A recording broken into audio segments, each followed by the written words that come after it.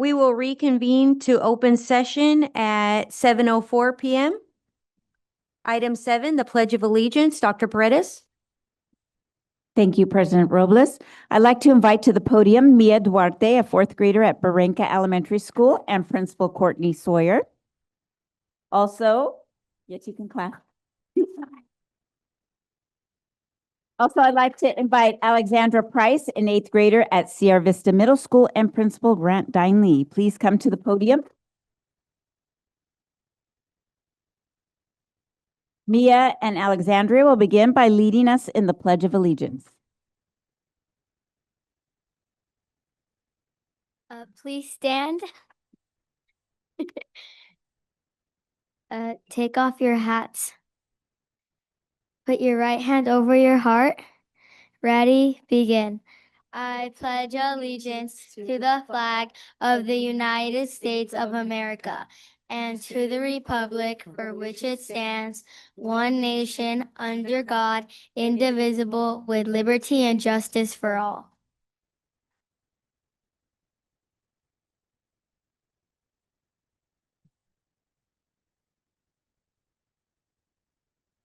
Board President Robles, Board of Education members, Dr. Blackmore, cabinet members, and guests, I would like to introduce Mia Duarte, who is an accomplished fourth grader at Barranca Elementary. She is an accelerated reader, Blazing Bronco, who has read over 735,000 words this year alone, which is amazing, demonstrating both dedication and a love of learning. She was also recognized as an October Pride recipient for consistently showing dependability and serving as a positive example for her peers. Additionally, Mia earned the title of 2026 Barranca Spelling Bee Champion. That's right, an achievement that reflects her hard work, perseverance, and academic excellence. So without further ado, I would like to introduce you to Mia Duarte.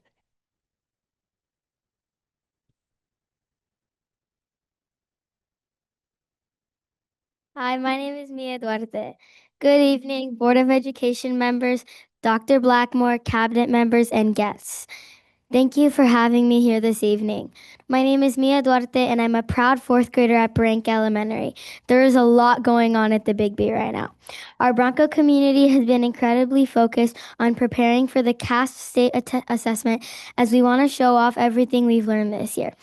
Each of our parents wrote letters of inspiration to us that we could keep throughout our testing to give us motivation and comfort. But this month has also been about a lot more than the state test. We are also getting ready to launch big events around Asian American History Month and America's 250th birthday. We'll also end this year with a bang through our Young Authors program, where student writing is turned into short plays that are performed in front of the entire school community, even our parents. Of course, we'll also be celebrating other milestones as well, including our Millionaire Luncheon for students who read 1 million or more words this year, our Blazing Broncos, our Root Beer Floats for iReady Reading Achievement, the Einstein Breakfast for kids who have completed at least 100 iReady math lessons, and my favorite, the Mathlon, which is the most rigorous of academic competitions. We hope you can stop by our school sometime soon and catch some of our Bronco spirit.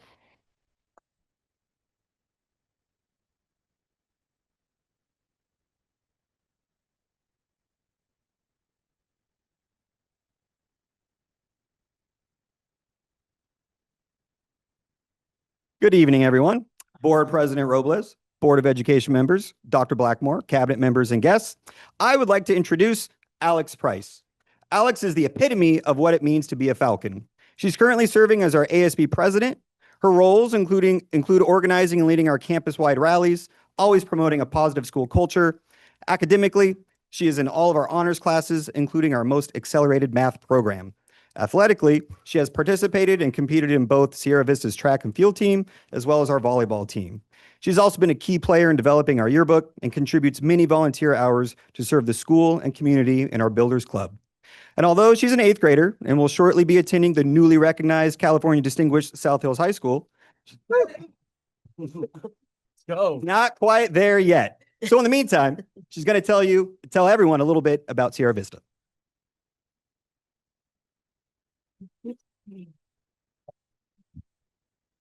Hi, my name is Alex Price, and I'm an 8th grader at Sierra Vista Middle School.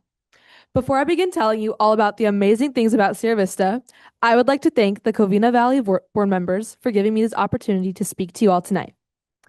My 3 years at Sierra Vista have definitely been some of the best years I've ever had. I've gotten to be part of sports like volleyball and track, BNASB, yearbook, and other clubs and activities. I think that some of the best parts of Sierra Vista is the way that we involve students all over campus. My favorite event is our Renaissance rallies that we have once a semester where there are games, dances, and fun activities afterwards. It is for everyone to enjoy, whether if you have a 3.0 GPA or higher, or you've improved by a 0.5 average to enjoy. The great thing about activities like this is it gives the students a goal to work for and things on campus to look forward to. We have other events like Fun Fridays that happen at lunch a couple times a month, our Waterpalooza and Color Run once a year, and so many others. I have gotten to experience both taking part in these activities and also helping to plan and run them. We have fun spirit weeks that help keep the students involved, and there's always a fun thing to do. We also have so many clubs that you can choose to be a part of. There really is something for everyone. The club that I have had the opportunity to be a part of for 3 years, led by Miss Arizona, which is such a great way to get involved at SV, is Builders Club. This is one of the amazing clubs that students can be a part of, but no matter what you're into, there's always something for you. The thing at SV that would definitely have to be the best overall, though, is the people. I've had so many good friends and relationships with teachers and staff members. Like, I know if I'm ever having a bad day, I can go see Miss V, our nurse, or my teachers, Mr. Johnson and Miss Reyna, and it won't be so bad anymore. SV definitely creates a safe environment for students to grow and learn, but also to have fun. From being involved in so many organizations and activities, I've had so much fun and so many opportunities to make lifelong connections. As I continue to move on to high school at South Hills, I am confident that Sierra Vista has prepared me for everything ahead of me and so much more. Being a Falcon is definitely an amazing thing to be. SV rocks.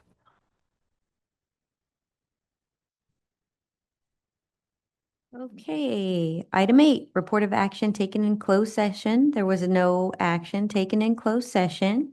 Item 9, recognitions. 2026 Edison Senior Scholar, Dr. Paredes.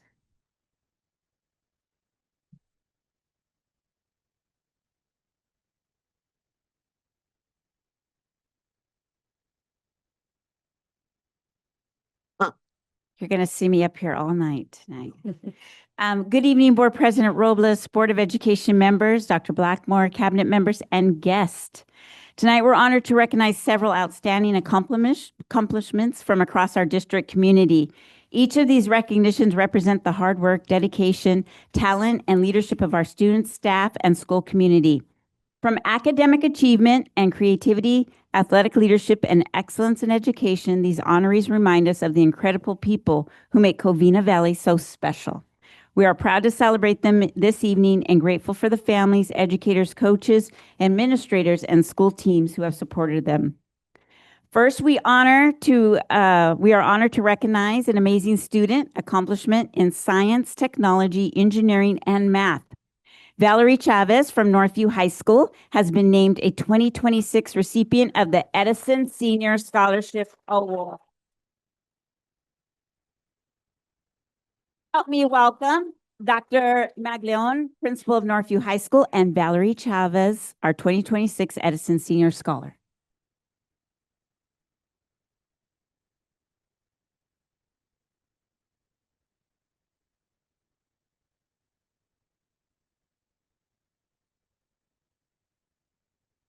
Good evening, Board of Education, President Mrs. Robles, board members, Superintendent Dr. Blackmore, cabinet members, community members, and guests.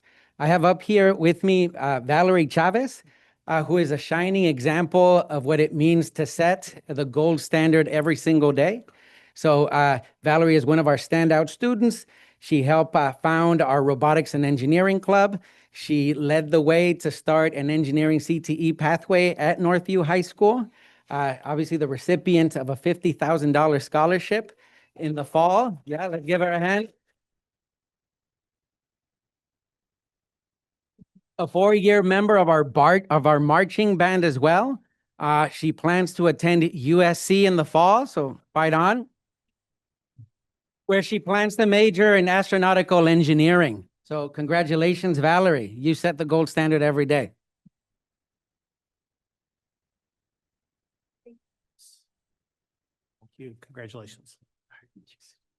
Congratulations. And all the pictures from tonight will be up on our website. Okay, item B, California Association of Education Office Professionals Poster Contest. Dr. Paredes. Thank you. Next up this evening, it's our pleasure to recognize a wonderful student accomplishment in creativity and arts.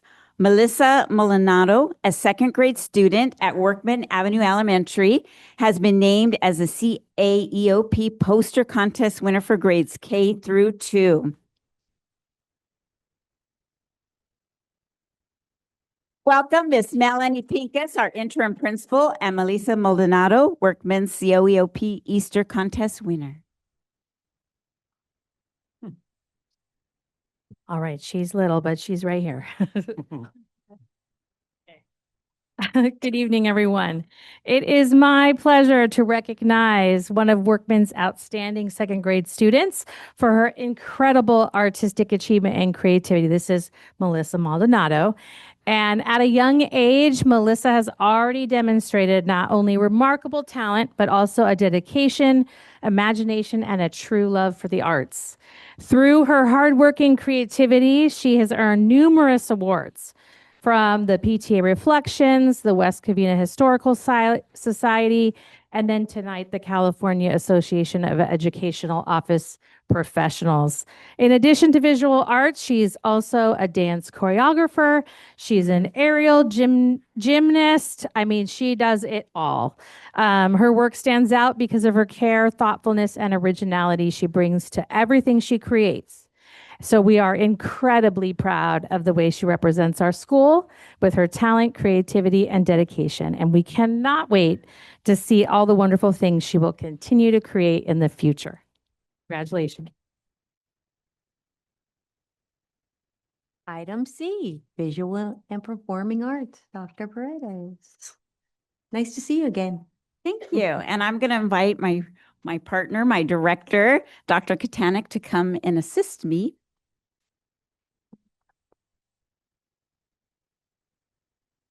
As Dr. Katanik does oversee our arts and music and for elementary, and so it's great to have her here with us.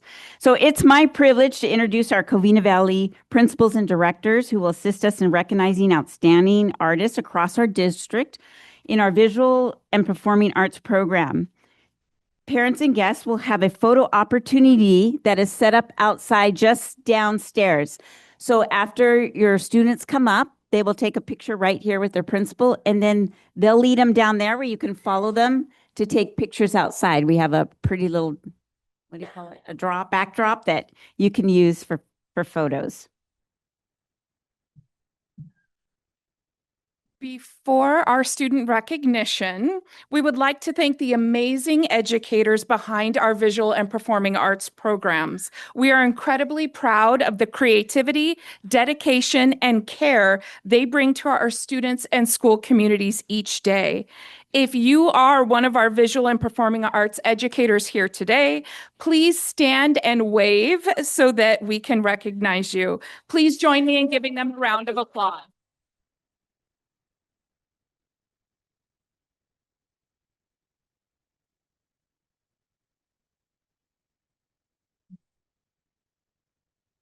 And we we were practicing names outside, so we do apologize if we mess your name up. We're so sorry, but we did try to practice. So first of all, we are going to be calling up Barranca Elementary School and recognizing them. And as you can see, you'll have the name and what they got it in up there. So I'm just going to be calling up the names, and our principals are going to help us hand out their certificate. And remain standing up here. Jesse Hernandez, Gianna Lighthouse, Sarah Mott, Nayeli Gallegos, Skylar Tran, and Aiden Lopez. And now we would like to recognize our students from Ben Lomond Elementary School, Michaela Wagner, Jatziri Simontel Gayton, Journey Romo, Joey Tyler Lopez, Alejandro Zepeda, and Matthew Vu. All right, next we'll be announcing Cypress Elementary School. Olivia Tan, Darlene Cristobal, Eileen Lara Nunez, Peyton Elizabeth Gonzalez, Eva Toboado, Desi Tang. Please come on up. One more round of applause for Cypress Elementary. And now we would like to recognize our students from Grove Center Elementary. Yi Chen Chen, Leonie Rodriguez, Kaylee Gallagher Cantalino, Serena Moffett, Malia Esguerra, and Mitchell Lim.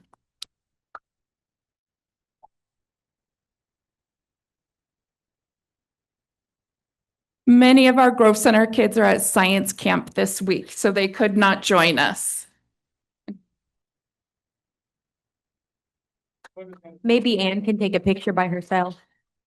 I'm sure they're having lots of fun out there. All right, our next school we'll be announcing is Manzanita Elementary School. Yay! All right, we have Gia White, Abraham Sandoval Velasquez, Amelia Avalia, Eleanor Catherine Flores, Christina Hernandez, and Ezra Thomas. As Manzanita's taking their picture, parents, if your students have already gone downstairs, please join them. You can go down either set of stairs and then they're going to be on the north side of the building. So any students that have already gone downstairs, please, parents, go join them. One more round of applause for Manzanita Elementary.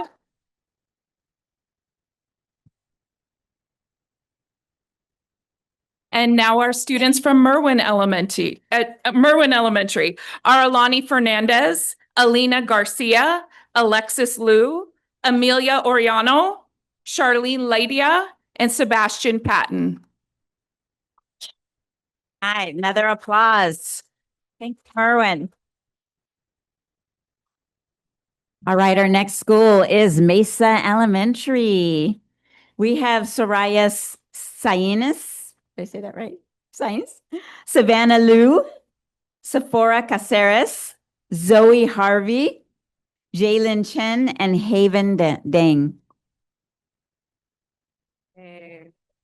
Congratulations, Mesa. Now our students from Roland: Chenlin Gao, Jasmine Acosta, Olivia Ayala, Laylene Garcia, Gabriel Magana, and Jaden Martinez.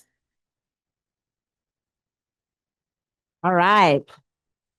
Roland, sorry. Next is Workman. We have Ariana Arroyo, Camilia Gonzalez, Serenity Morales Portillo, Lina Zapata, Santiago Madera, Fabian Orozco. And we'll call the middle school principals up while we're getting our picture. And now our students from Las Palmas Middle School: Aiden Alvarez, Ariel Renteria, Jamie Anciato, Jocelyn Sun, Genesis Alvarado, Legacy McKay Timmons, Joel Zuniga, Willow Gonzalez, Eric Tellez, Misha Cabral. Right, a big applause for Las Palmas. Next up, we have Sierra Vista Middle School. Damien Ogawa, Jennifer Arnold, Michaela Rafanan, Jordan Virgil, Scarlett Arciaga, sorry about that, and Poppy Kadam Morones Phillips. From Troywick Middle School: Matea Gualcherani, Koji Shah, Jasmine Ubaye, Chanel Ubayez, Achilles Garcia. We're going to call the high school principals on up. Right, big applause for Troywick.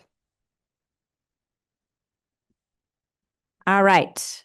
We have Madeline Franco, Isabel Gonzalez, Victoria Rodriguez, Manuel Levanos, Carol Herrera Miranda, Aldrich Franz Solis, Donovan Orona, Isela Ibanez, Jiang Fan, and Christine Hernandez Estrada. Come on up.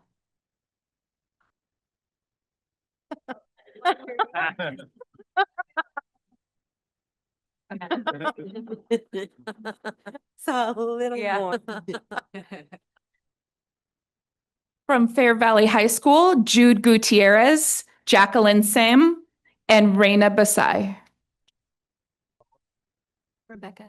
Rebecca. Rebecca. Rebecca. One more. Oh, you have one more. Rebecca? She knew you were coming.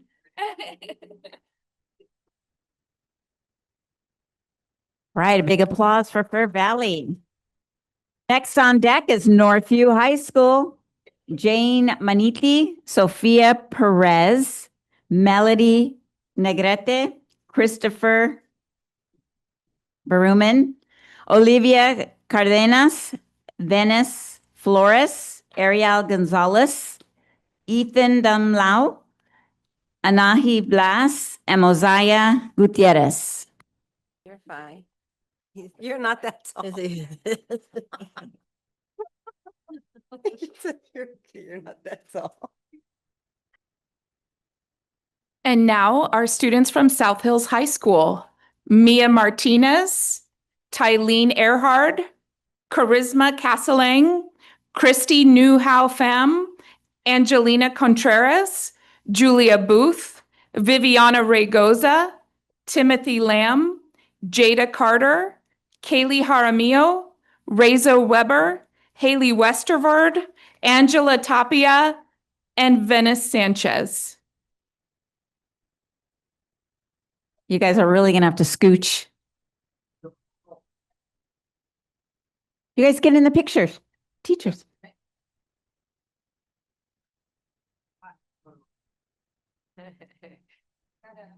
Some more in the front.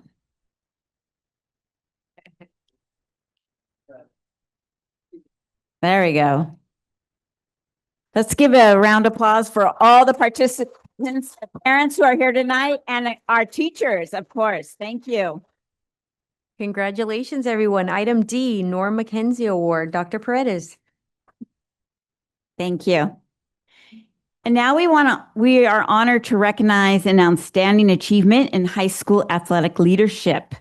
Jessica Argelander, Athletic Director at Covina High School, has been named a recipient of the Norm Mackenzie Award for Rookie Athletic Director of the Year. Please help me welcome Dr. Daisy Carrasco and Jessica Argelander, the 25-26 Norm Mackenzie Award recipient. Good evening, Board President Rachel Robles, Board of Education, our Superintendent, Dr. Blackmore, Executive Cabinet, and our valued community. Tonight, we're so proud to honor Jessica Argelander, who's been a dedicated Colt. And since joining Covina High School, she has not only raised achievement in math, attended more extracurricular activities than you can ever imagine, but truly took on the role of athletic director with the drop of a hat. And in her first year as athletic director at Covina High School, Jessica has really brought a fresh perspective to her organization, to communicating with our teachers. What she has done has really revolutionized athletics at Covina High School, and she single-handedly has started 2 new aquatic sports in our boys water polo, our girls water polo, and she's our swim coach as well. So she lives at the pool at Covina High School and is really thankful for the renovations that we've gotten at Covina High School. We're just so proud to announce that Jessica was named the Norm Mackenzie Athletic Director of the Year. And this is a prestigious award. This is given at the California State Athletic Directors Association Annual Conference, and it was given on behalf of the Foothill Citrus Athletic Director Association. So just want to give her a big round of applause, and we're super proud and thankful that she's a Covina Colt and welcoming a baby girl very, very soon. So we can't wait for her to join our family.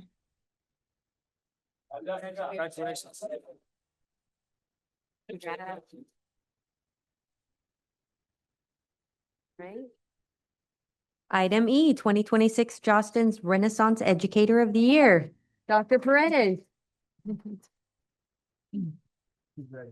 Next, I'm incredibly proud for us to recognize an educational achievement by an outstanding teacher, Joy Gillespie from Las Palmas Middle School. Been named a 2026 Jostens Renaissance Educator of the Year. Please help us welcome Dr. Roy Umana and Joy Gillespie, this year's 2026 Jostens Renaissance Educator of the Year.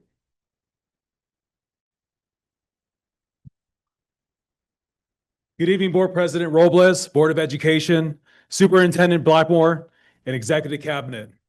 A few months ago, this board said that Las Palmas Middle School was the gold standard. Sorry, Dr. Magallon. As a principal, hearing those words are one of the biggest success that you can ever do and hear. But for me to think that that was a lone act would be remiss and greatly mistaken. At Las Palmas Middle School, we believe that culture trumps everything.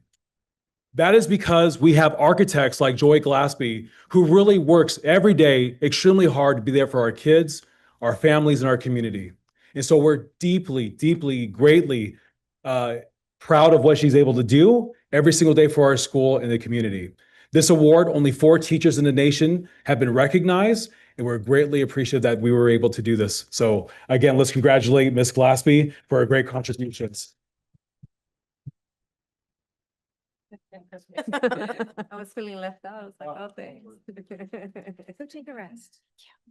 Okay, item F, Employees of the Month, Dr. Dahl and Dr. Jacobson. Thank you so much. We'll give Josie a rest right now and take over for her.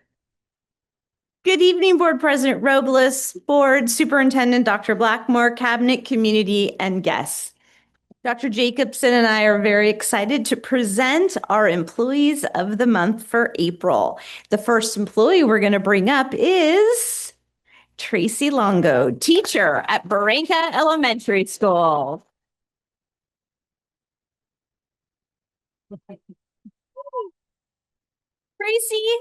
Tracy is a teacher at Barranca Elementary School, and she always goes above and beyond for her students, colleagues, and the broader school community. She leads Barranca School Leadership Team, guiding the 5th grade students in developing responsibility, leadership, and a spirit of service. Tracy also plays a central role in organizing pride assemblies, managing all the logistics, the music, the recognition, and every detail that makes these events meaningful and memorable. As the 5th grade lead and an engaged PLC leader, she is a collaborative and dependable presence among all of her colleagues. Thank you so much for everything you do for Barranca.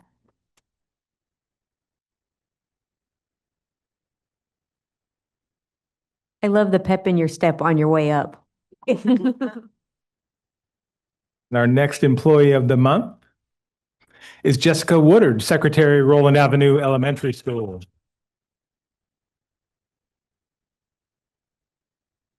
Jessica serves as a welcoming and steadying presence for students, parents, and staff alike. Her warm demeanor and genuine care for those she serves has made a meaningful and lasting impact on the school's climate and community. Jessica approaches her responsibilities with diligence and dedication, consistently going above and beyond to ensure the needs of teachers, families, students, and anyone else on campus are met each and every day. Her professionalism, compassion, and tireless work ethic make her an invaluable member of the Roland Avenue Elementary and Covina Unified community. Congratulations, Jessica.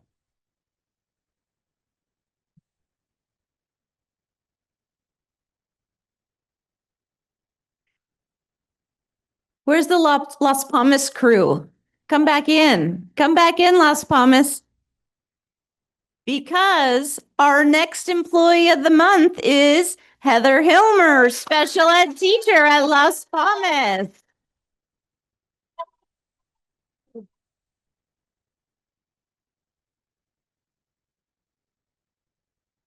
Ms. Hilmer has demonstrated an unwavering commitment to both students and colleagues throughout all of her tenure. She embraces and is expanding her responsibilities, always with professionalism and grace. And she has been instrumental in supporting special ed teachers through the transition into case management roles. And it has been an absolute pleasure, Heather, to have you on the negotiations team. I've learned so much from you. You have offered insight, guidance, and encouragement at every step of the way. Heather is known for being a trusted resource for problem solving, organization, and support across the Las Palmas campus. She is compassionate and dedicated, and we are proud to call her one of our own.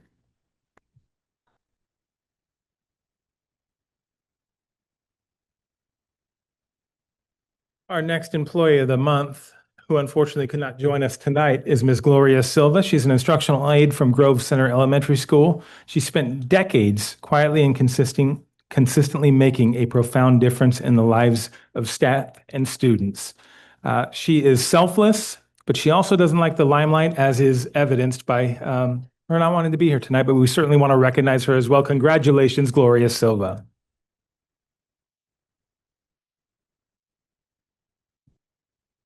And our final employee of the month that we'll recognize tonight is Mr. Victor Mejia, the Assistant Director of Fiscal Services.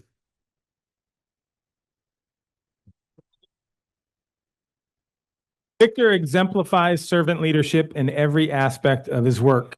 He approaches each interaction with genuine kindness and respect, fostering a culture of trust and collaboration in every interaction.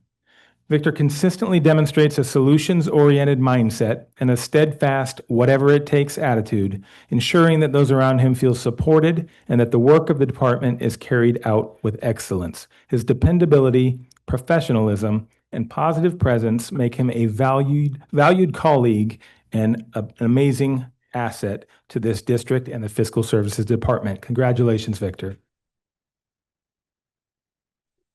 Item G, welcome new administrators. Dr. Blackmore. Thank you, President Robles. It gives me great pride and joy to introduce some new members of our leadership team family. So as new administrators, as I introduce you, I'd like you to please come up to the podium so we can recognize you. First is Mr. Sean Diaz, Director of Special Education.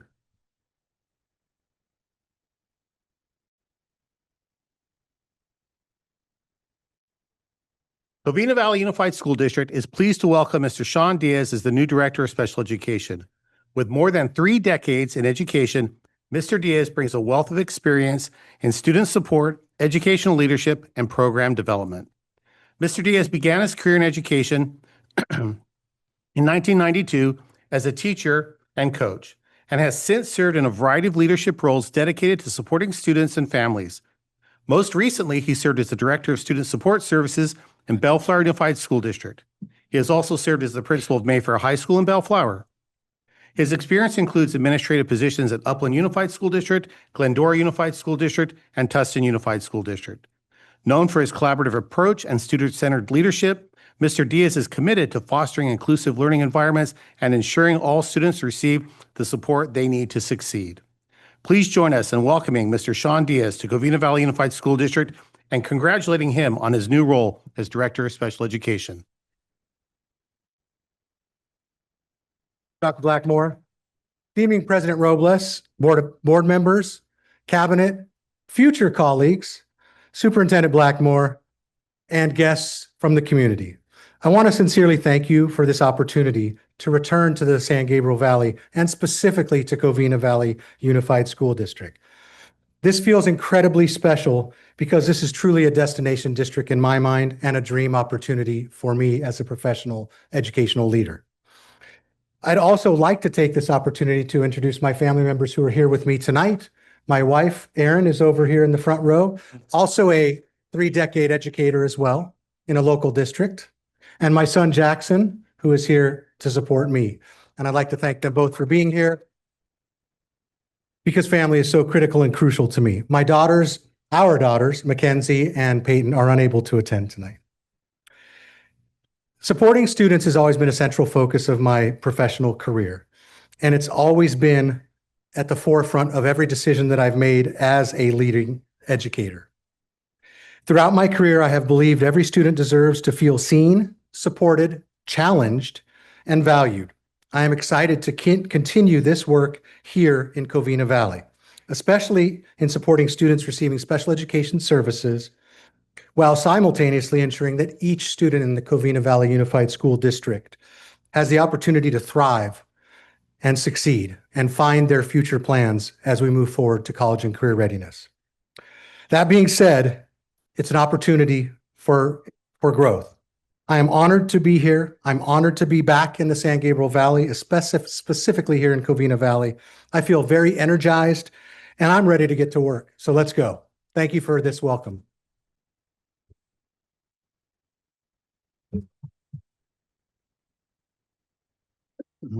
Thank you, Mr. Diaz. Next, I'd like to introduce Dr. Cynthia Cabello Zelada, the principal at Trawick Middle School.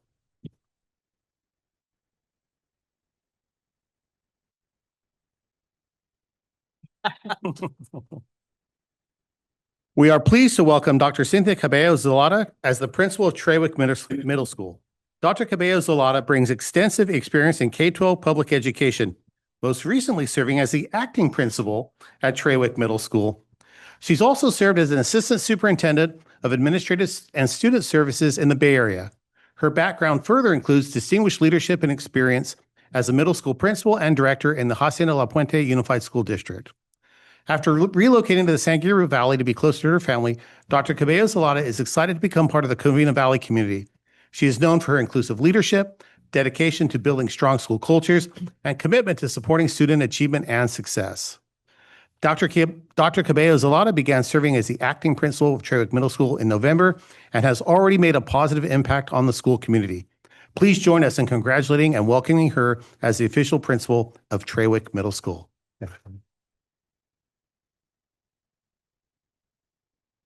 I brought my fan club. That's my family, my daughters, their significant other partners, and the noisy kids over there is future ADA. Those are all my grandbabies. Good evening, Board of Education, President, Mrs. Robles, board members, Superintendent, Dr. Blackmore, cabinet members, community members, and guests. It truly is an honor to stand here before you today as the next principal of Trawick Middle School. I want to sincerely thank the Board of Education and our district leadership for entrusting me with this incredible opportunity. I am deeply grateful for your confidence and support. Trawick is a very special place. Serving as the interim principal gave me the opportunity to truly get to know this community, our students, families, and staff. I have seen firsthand the heart of Trawick, the dedication of our teachers and staff, the resilience and potential of our students, and the strong support of our families and community. Over the past 5 years, Trawick has experienced many changes and challenges. But through every conversation I had with staff, parents, and students, one message remained consistent: that our community wants and deserves consistency. That is the commitment I make to all of you today. I am committed to bringing consistency in my leadership, consistency in how we support and work with all of our students and families. The consistency in our focus on what is best for kids, and I want every student, staff member, and family member to know what we stand for and to feel supported, valued, and heard. We are ready to work hard. I am incredibly excited about what we will accomplish together. The work ahead is not about one person. It is about all of us working together as a community. I look forward to the day when we can look back on this day and reflect on where we started and how far we have come.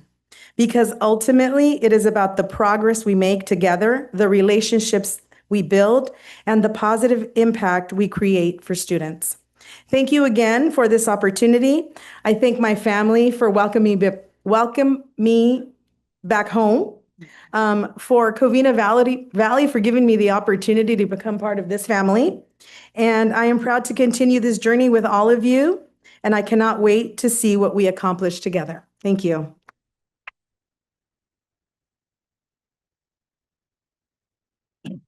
Thank you, Dr. Cabello Zelada. Next, I'd like to introduce Mrs. Julie Raymer, the principal of Mesa Elementary School.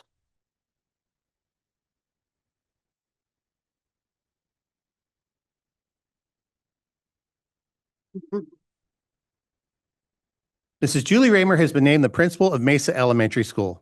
Mrs. Raymer has dedicated many years of service to the Covina-Valley Unified School District, beginning her career in 1996. She is currently a reading intervention teacher at Branca Elementary School. Earlier this year, she served as the acting principal at Branca for several months. Earlier in her administrative career, she served as assistant principal at both Mesa Elementary School and Cypress Elementary School, so she's coming home to Mesa. Throughout her career, Mrs. Raymer has been recognized for her dedication to education and student achievement. She is highly regarded for her supportive leadership style, strong relationships with students and staff, and a commitment to fostering a positive and inclusive school culture. Please join us in congratulating and welcoming Mrs. Raymer to her new role as the principal of Mesa Elementary School.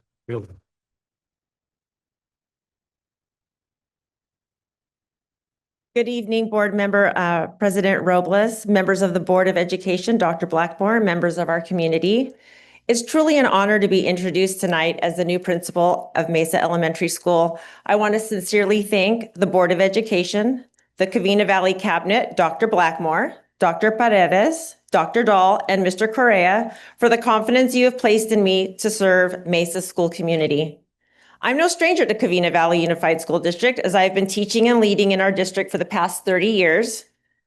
And I'm thrilled for this new adventure, returning to Mesa, where I was the assistant principal 23 years ago. I feel fortunate to lead Mesa, which has a rich history of a strong commitment to students, families, and educational excellence. Over the coming months, my priority will be listening and learning, getting to know our students, families, teachers, and support staff, so we can continue building on the great work already happening at Mesa. I look forward to partnering with the entire Mesa team to support the academic growth, well-being, and success of every student. Thank you again for this opportunity. I'm excited to get started and proud to be of this part of the school and the district. And I'd also like to thank my family who are here tonight, my husband, Greg, and my son, Peyton. Thank you so much.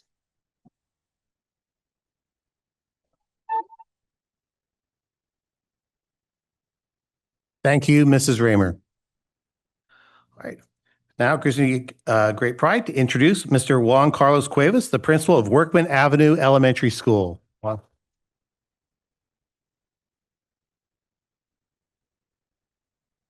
We are excited to welcome Mr. Juan Carlos Cuevas as the new principal of Workman Avenue Elementary School.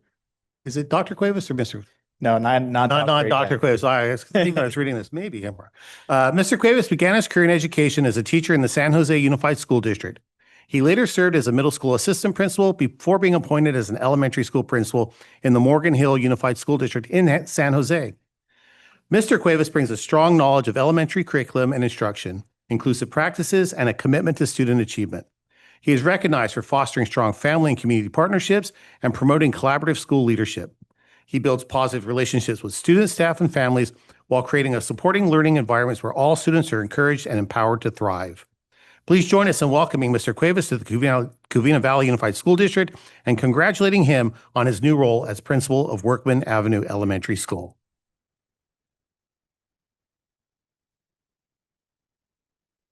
Good evening, Board of Education, President Ms. Robles, board members, Superintendent Dr. Blackmore, cabinet members, community members, and guests. First and foremost, I want to thank my wife who made it possible for me to be here as we relocate down to Southern California again. And, you know, today she couldn't be here because she's taking care of my children up north, but I'm really grateful for the opportunity to be here. Thank you for this opportunity and for your confidence in me to serve as the next principal of Workman Elementary. I'm truly honored and excited to join a school community with so many existing strengths already, dedicated staff, supportive families, and incredible students as we saw today. I look forward to building on the great work already happening at this amazing site, as well as continuing to support the district's vision and direction for student success. I want to thank everyone for the warm welcome that I've already been receiving, all of my future colleagues and administrators and staff that I've already been able to meet today. So again, thank you for the warm welcome as we come back to Southern California. Although I see that Trojan family runs deep, I'm grateful to be here as a Bruin and continue to grow the family. So thank you again. I'm excited to get started as well and become part of the Workman community and get to meet everyone later tomorrow. Thank you, Juan Carlos. He'll be spending the day tomorrow at Workman and having lunch with the staff there. So, thank you very much. That's it. Thank you. I'd like to move for a 5-minute recess. Is there a second? Second. All right. Second, Sue. Roll call. Yes. Yes. Yes, I want a break. Maria Caceres. Simon Wright. Sure. Maria Cruz. Yes. Sue Malucci. Yes. Hi. It's unanimous. All right. 5 minutes.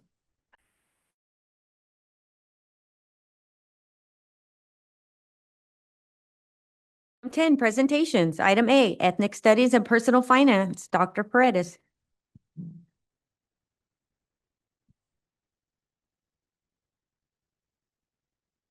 I can't hear because the door's right. Sorry. We would like to welcome Dr. Dalton up, who will give a presentation on ethnic studies and personal finance. Good evening, Board President Robles, members of the board, Superintendent Dr. Blackmore, members of cabinet, community members. Yep, there's still a few, and guests. I look forward to talking about our new state mandated course requirements for high school graduation. We are updating our graduation requirement to align to 2 new state mandates. For Assembly Bill 101, students will now complete a 1-semester ethnic studies course to broaden their historical and cultural perspectives. Additionally, under AB 2927, students will complete a 1-semester personal finance course, ensuring that they graduate with the practical skills needed for financial independence. Our focus is on integrating these requirements efficiently while maintaining our district's high academic standards. The Ethics Studies Seminar course provides our freshmen with a broader view of global history by centering on the voices of marginalized communities and exploring pre-colonial civilizations. As outlined in our core perspectives, we prioritize fostering safe classroom environments, respectful academic dialogue, and making sure to still compete in complete topics. To ensure high academic rigor, the course is built on 3 pillars. First, the primary source analysis, where students will perform deep dives into historical texts and oral histories. Second, a focus on critical literacy to develop evidence-based argumentation and analytical writing skills. And finally, the course will conclude with a culminating project. The Civic Action Project requires students to connect to their historical inquiry and to modern-day issues while applying research and reasoning skills that they developed over the semester. To ensure this course adds long-term value to our students' transcripts, it's designated as an interdisciplinary G elective, providing full alignment with UC and Cal State University requirements. We have intentionally designed this for the 9th grade level to establish a foundation of critical thinking, literacy, and civic engagement early in their high school career. By introducing these academic expectations in their freshman year, we prepare students for more complex research and argumentation skills that they will need in later coursework. Our personal finance course is designed to provide students with a practical foundation in financial independence and security. As you see on the slide, we focus on moving beyond just the basic theory and into more applied learning. And to achieve this, we will utilize 3 high-impact strategies. First, analysis, where students will use mathematical modeling to master the management of their own personal finances. Second, simulation-based learning, which will offer hands-on practice through things like the stock market game and tax simulations, which will help students learn a little bit more about safeguarding their own finances. And finally, we'll emphasize comparative research and problem solving. By conducting data-driven research to evaluate real-world financial products, our students will develop the confidence to make informed evidence-based decisions that will benefit both themselves and their families in the long run. Similar to our ethnic studies course, personal finance is designated as an interdisciplinary G elective for full UC and Cal State University alignment. While the curriculum is designed to address both immediate needs and long-term security, we will be pairing this course with the 2 1-semester courses with both that and ethnic studies as a freshman class. This allows both students to fill both mandates early in their career, providing them with a strong foundation in both civic awareness and financial literacy.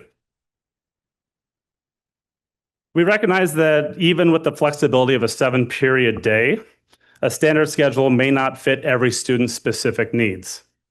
To ensure these mandates don't create barriers, we have established several flexible pathways. Students can utilize summer school for advancement or dual enrollment to even earn college credit. For those needing more maximum flexibility or even credit recovery, Apex will also provide a self-paced option. We also offer additional year-long courses with students with rigid schedules. These options are designed to support both English learners, students with IEPs, and still give students a chance to take programs like AVID and BAND. By providing these diverse entry points and scaffolded supports, we ensure that the new requirements serve as an opportunity for student growth rather than an actual hurdle to completion. Our counseling and administration teams will continue to monitor student progress closely to ensure that every individual remains on track for graduation. You'll see here in the table our updated graduation framework. It is important to note that our graduation requirement will not change the 220 required credits. We are not adding that to the load, but instead putting the 10 credits into the designated required electives. By pairing these two one-semester courses together during the freshman year, we ensure all state mandates are met early. This also provides an opportunity for students to earn credit recovery or remediation later in high school if necessary. This approach also preserves the flexibility for students who want to pursue things like CTE pathways, advanced placement, or IB courses. It gives them an opportunity to explore the arts as well during their 4-year time in high school. To ensure a smooth rollout, we have finalized our implementation plan across 3 different areas. First, curriculum expansion is now complete with all new courses being built into the 2026-2027 master schedules. Second, strategic staffing is also in place with fully credentialed teachers identified and assigned in each new section. And finally, we have prioritized professional development with initial training and scope and sequence planning already scheduled so that teachers are ready to deliver high-quality instruction from day one, followed by, of course, ongoing support throughout next school year to ensure consistency and equity at all of the school sites. Any questions? Just more of kind of like mere clarification question. So this would be already part of the courses incoming 9th graders will be required to take. That's right. So next year's freshmen, the current 8th graders now, will be required to take these 2 classes as part of the California high school graduation requirement. So they will only have maybe one class that they can choose on their own? So this will take up one of the electives. We're lucky to have a 7-period day. They'll still have a full elective opportunity as a freshman. And if they choose not to take this as freshmen, they'll also have the opportunity to integrate it into summer through credit recovery, Apex, possible dual enrollment as well too. So there's different pathways they can take these classes. Okay, thank you. And the only reason I'm asking is because I know my son was already complaining that he didn't have a choice of what electives he could take. He's a freshman. He's a freshman this year, so I'm sure he's gonna have to take it. He'll be fine. His graduating class will not be required to take. Okay, so it's the new. It will be this year's 8th graders. Because then he's gonna be like, Mom, they're taking another elective. No, they're not. They're good. He still will be able to take 2 electives each year. Thank you. Thank you. Thank you. Thank you. Item B, Local Control Accountability Plan, Dr. Paredes. Thank you. We'd like to invite Dr. Kearns up to the podium, who will be giving us an update on the LCAP plan. Thank you. Good evening, Board President Robles, Board of Education, Dr. Blackmore, Cabinet and Community. The purpose of tonight's presentation is to share an update on the feedback that we collected from our educational partners through our LCAP annual update process this year.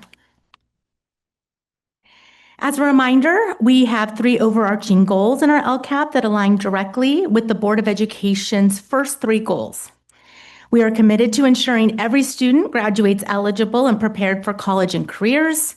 We're implementing innovative research-based programs to raise achievement, and we're creating positive, engaging environments that connect students to their learning inside and outside the classroom. At Fair Valley and CBLOA, we're focused on boosting student achievement, academic engagement, improving outcomes for our students, and strengthening educator support. As you can see, engaging our educational partners is a vital part of our LCAP annual process. Our engagement efforts included 30 advisory and community meetings, consultation sessions, and board presentations, along with the launch of our LCAP surveys to reach an even broader audience. This comprehensive approach assures that we, in our planning, have included the voices, needs, and priorities of our entire educational community. This year, we had 2,390 responses as of Monday to our parent and community survey. As of this morning, we're up to 2,502 responses. Families and community members shared overwhelmingly positive feedback. 96% are satisfied with their students' academic preparation, which is matching last year's results. 96% feel welcomed and treated with respect when visiting a school or the district office. That also matches last year's results. 96% agree that Covina-Valley keeps them informed about important issues and events. But as of this morning, that's up to 97%, which is up 1% from last year. And 94% agree that our campuses are safe. That's up 2% from last year. Overall, the results show that our families and community feel connected, respected, and confident in the academic preparation and safe environments that we provide in Covina-Valley.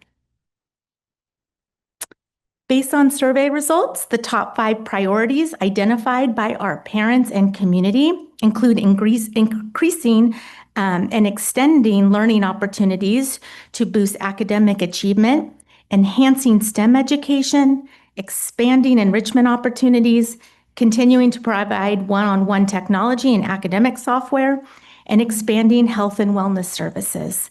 These priorities show that our families and community are strongly committed to providing well-rounded educational experiences and ensuring students have access to the support they need to succeed.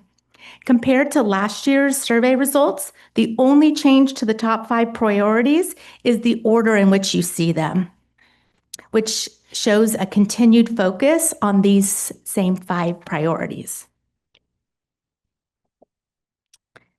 This year, we received valuable feedback from over 400 participants in our Feeder Track Community Voices and advisory meetings. We heard several bright spots from our educational partners, including access to college and career readiness programs, enrichment and intervention supports, visual and performing arts opportunities, student engagement activities, and our ongoing efforts around mental health and safety. At the same time, feedback was also provided to important growth areas and opportunities, including earlier access to information about college applications and financial aid, more consistent STEM opportunities for grades TK through 12, clearer communication about AVID dual enrollment and CTE programs, training opportunities related to AI, a stronger balance between screen time, collaboration, and hands-on learning in the classroom, and continued curriculum support across academic programs. This feedback has been shared with all site administrators, and our educational services team is actively supporting site plans and working closely with school sites to implement feedback solutions. This year, 926 staff members participated in the survey, surpassing last year's response total of 898 responses. 90% this year agreed that they have the technology and resources needed to do their job effectively, which is up 2% from last year. 92% agree that their school or work site is safe, with the same results as last year. 91% agree they have opportunities to voice their opinions and ask questions, up 1% from last year. And 91% agree that their school or work site is a place where staff feel they belong, up 1% from last year. Overall, the results show that our staff feel supported, safe, and connected to their work environments. Based on staff survey results, the top 5 priority initiatives identified by our staff are additional support staff, increasing extended learning opportunities, prioritizing health and wellness, including mental health support services, expanding enrichment opportunities, and continuing to provide elementary music and PE. Compared to last year's survey, the only change is that elementary music and PE programs moved up to priority number 5, replacing one-to-one technology and academic software, which moved into the 6th spot, just outside the top 5 this year. These results highlight a continued focus on strengthening academic achievement while expanding the supports and resources available to students and staff. This year, we received valuable feedback from over 200 student advisory participants. After reviewing our meeting notes, common themes emerged. Students shared that they value the strong college and career readiness opportunities in Covina-Valley, along with the support they receive from teachers, counselors, and staff. They also highlighted a strong sense of connection and belonging on their campuses, safe and inclusive school environments, and meaningful real-world learning experiences. At the same time, students identified a few opportunities for growth. They would like increased access to pathways, electives, and dual enrollment courses, along with more consistent hands-on learning in the classroom. Students also want clearer communication about resources, events, counseling services, and college and career opportunities. In addition, they emphasize the importance of strengthening attendance supports and initiatives to keep students engaged and connected to school. As I mentioned when discussing parent and community feedback, principals and district admin also reviewed student input and are using it to enhance their site-based plans and have district support in doing so. Our district will continue to provide comprehensive support through 55 targeted actions and services that are outlined in the 26-27 LCAP. These initiatives directly support our 3 overarching goals and our equity multiplier goal. You'll notice that all the key priorities identified by our parents, community, staff, and students remain central to this plan. This includes maintaining our commitment to technology integration, academic programs, providing strategic intervention, support for English learners, expanding CTE pathways, and diverse enrichment opportunities will also remain strong areas of focus. Additionally, parent education, counseling services, ongoing staff professional development, arts education, and mental health and wellness support will continue to be top priorities. Thank you. That concludes my presentation. Does the board have any questions? Questions? No questions. Thank you very much.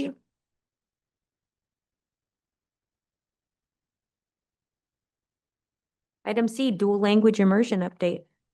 Dr. Paredes.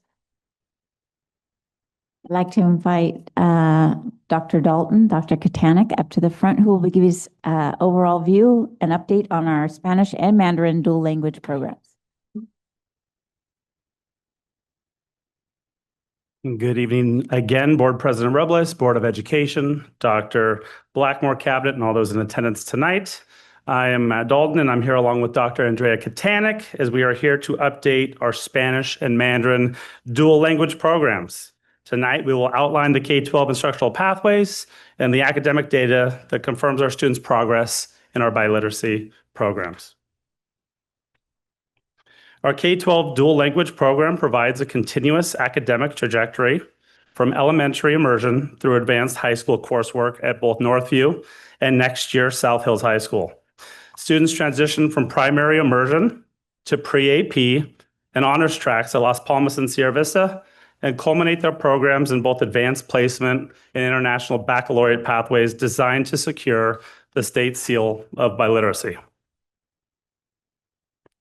Our vision for our dual language students has always been for our students to be bilingual, be biliterate, be bicultural, and be ready for the future. When our vision states be bilingual, this means we want our students to speak in 2 languages comfortably and effectively at a level appropriate for their age and grade. When we say be biliterate, this means we'd like our students to read and write in 2 languages at a level appropriate for age and grade. When we state be bicultural, we would like our students to demonstrate cross-cultural competence. And finally, when we say be ready for the future, we mean we would like our students to perform academically at grade level or above and be prepared to use 2 languages in college or career. In our dual language classrooms, we follow the Common Core standards for each subject. This means that if a second grade language arts standard is identifying main idea and details, then our dual language students learn about main idea and details in both languages. In addition to the Common Core standards, we follow the ACTFL standards that you see on the screen. These are widely adopted standards for language development. These are our goals for our students' target language development at each grade span. We know not every student is currently at this level, especially our students who are not native speakers of the target language. It is quite challenging for a non-native speaker to reach the highest levels of language proficiency. To give you an idea of where we ended last year, our Mandarin dual language 5th graders moving up to middle school tested predominantly at the intermediate low level, but you see on the screen our goal in grades 3 through 5 is for them to move up to the intermediate, mid, and high levels. Again, this is our goal for our middle school students to progress through the advanced level, where they would be able to use the target language for academic purposes and higher order skills. As our first cohorts move to high school, we know our students are not yet at these goal levels. Our dual programs continue to strengthen each year as our teachers gain experience, attend conferences, and participate in professional development.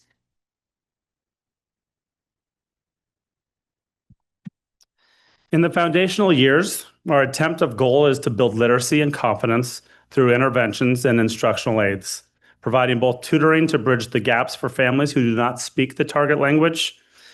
And as academic language becomes a little more abstract at the middle school language level, our teachers provide vital social engagement by dedicating their own time before school, during lunch, and after school as they lead clubs like the Mariachi, the Folklorico, and the Chinese Culture Club. The support culminates in our high school program where the focus will shift to application and obviously graduation. We also provide a dedicated dual language counselor at both high schools who will serve as a specialized point person who understands the social emotional journey of a biliteracy identity and journey. This ensures students are aligned for our total goal, which is the seal of biliteracy, and providing them with a competitive advantage in college admissions and the global workforce. Now we will focus on our Mandarin dual language program specifically. This program is a 50-50 model where students in kindergarten spend 50% of their day in the target language, Mandarin, and 50% of the day in English. This model remains 50-50 throughout elementary school. This model allows students to grow their knowledge of English, an alphabet system, and Mandarin, a logographic system that uses pictures to represent words. The significant difference between the English and Mandarin languages requires equal time learning both. Our middle school Mandarin pathway maintains rigor at a 3-year honor sequence in their Mandarin language arts, both 6th, 7th, and 8th grade. And that helps to transition students to an even more advanced high school language pathway when they get there. To support ongoing cultural immersion, students also have the option to take one of the specialized electives each year. This structure offers a new cultural focus annually, helping to sustain engagement while building progression towards the seal of biliteracy. The high school Mandarin pathway will transition students into more collegiate level coursework. It will begin with college level Chinese 3 honors and progress towards AP Chinese language and a 2-year international baccalaureate Chinese sequence. While the core language pathway remains the priority, students will also have the opportunity to enroll in a rotating set of annual academic electives, including Chinese traditions, film and media studies, exploring Chinese art, and contemporary Chinese studies. Each elective provides a focused area of cultural and academic studies, allowing students to deepen their understanding of academic study, of the academic language through a new lens each year. The goal here is to move forward, adding a core content course that better connects language development with academic study across the curriculum. In Covina-Valley, we have a culture of continuous improvement. So we regularly are visiting classrooms and reviewing data to determine our next steps for our dual language programs. For our Mandarin dual language program, we review CASP student achievement data, student enrollment, student attendance. This year, we added the STAMP Mandarin language assessment, which we piloted last year. That assessment follows the ACTFL standards.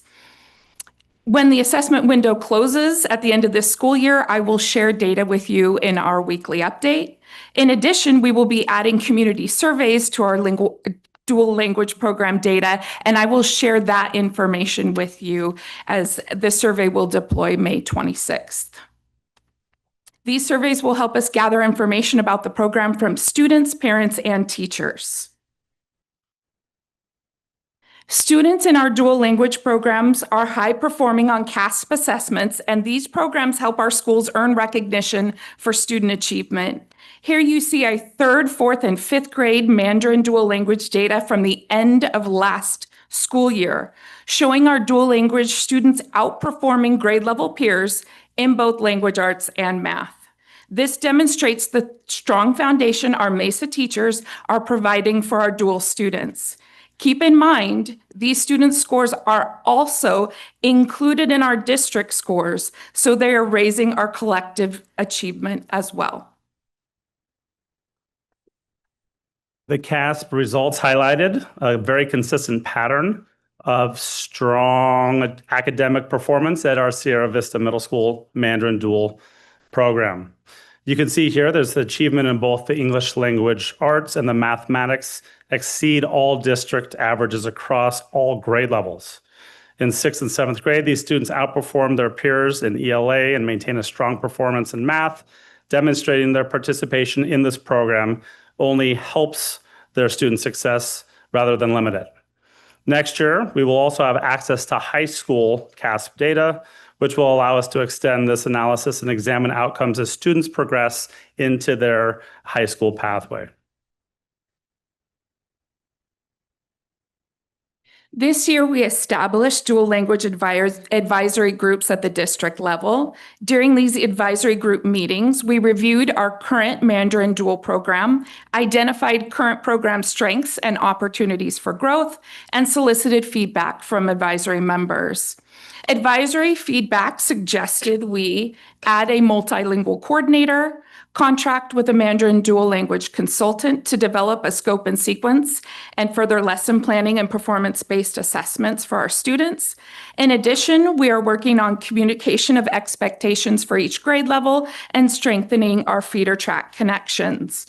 We would like to increase overall communication to parents in the community and expand our advisory next year to potentially include representatives from each grade level or grade span, with alternates if that representative cannot attend. This would make the advisory more balanced in representation.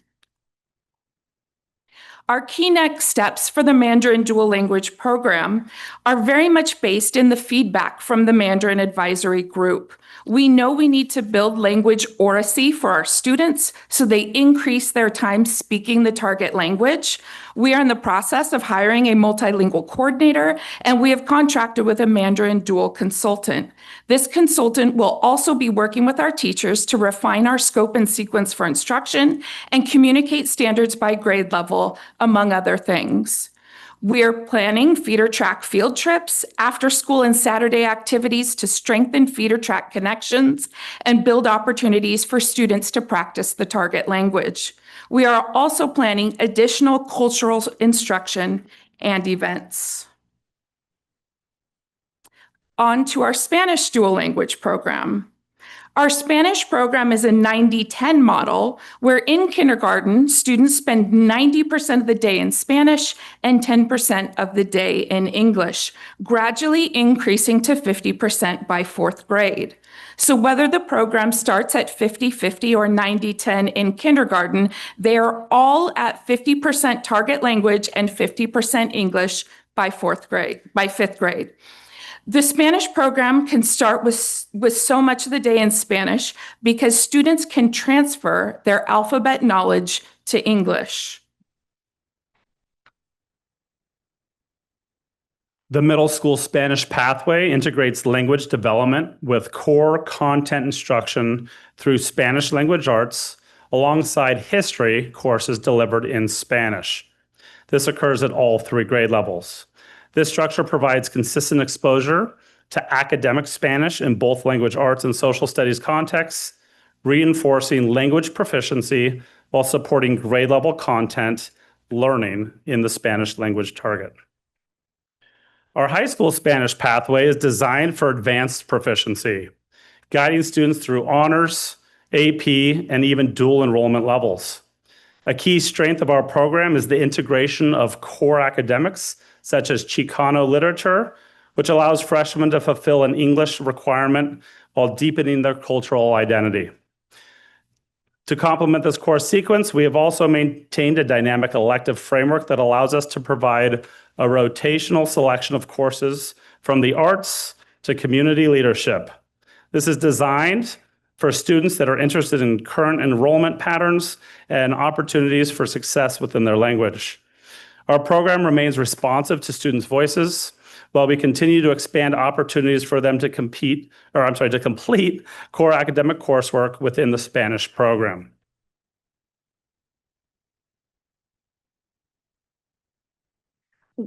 We also have progress monitoring for our Spanish dual language program. The data points are the same as our Mandarin program with the exception of the Spanish assessments.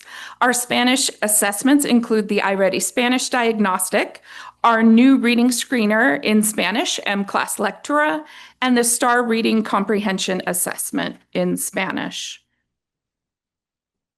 Once again, our CASP data demonstrated the achievement of our dual language students, showing them outperforming their English-only peers in both language arts and math. This is a testament to the high quality teaching and learning at Manzanita Elementary School. CASP results for the Spanish dual language program show a consistent pattern of stronger performance compared to district averages across grades 6 through 8 in both ELA and math.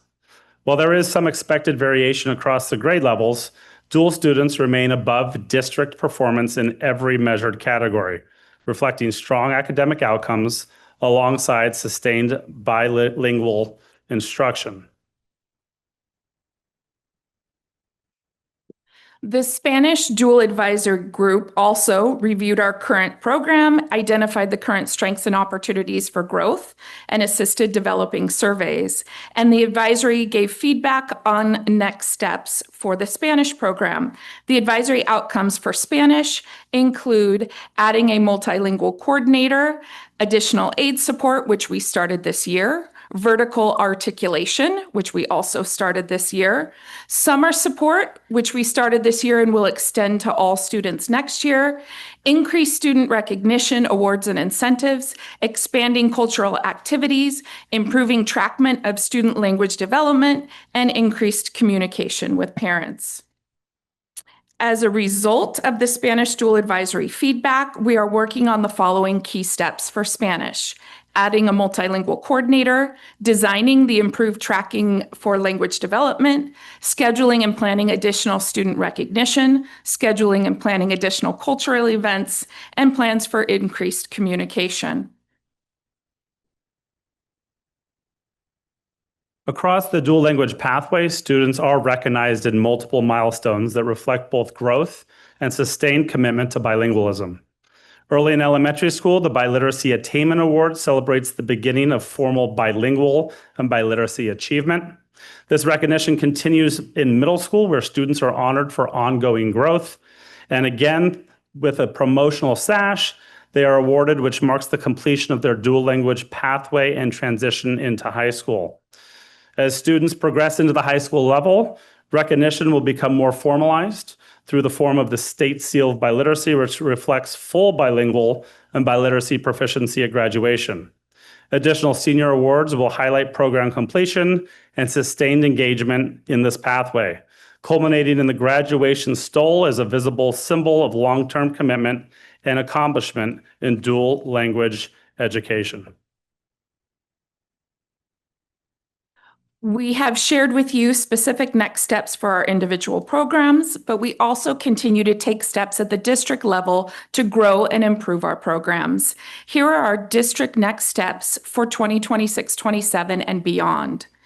Add a multilingual coordinator to support English learners in dual programs, continue our dual advisory groups with grade level parent and teacher representatives, complete our Spanish expansion through Northview High School, which will be completed in the 28-29 school year, with the goal of including core content classes in the target language, complete Mandarin pathway through South Hills High School in the year 29-30, with the goal of including core content classes there as well.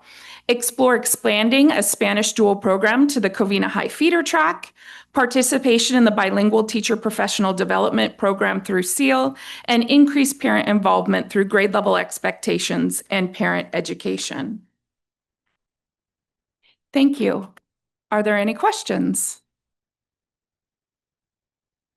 Hi, I just happened to visit all of the parent meetings, and I would just like to suggest maybe that we open it to all the dual parents, because I know we've had such a small amount of parents, especially like in the Mandarin program visit.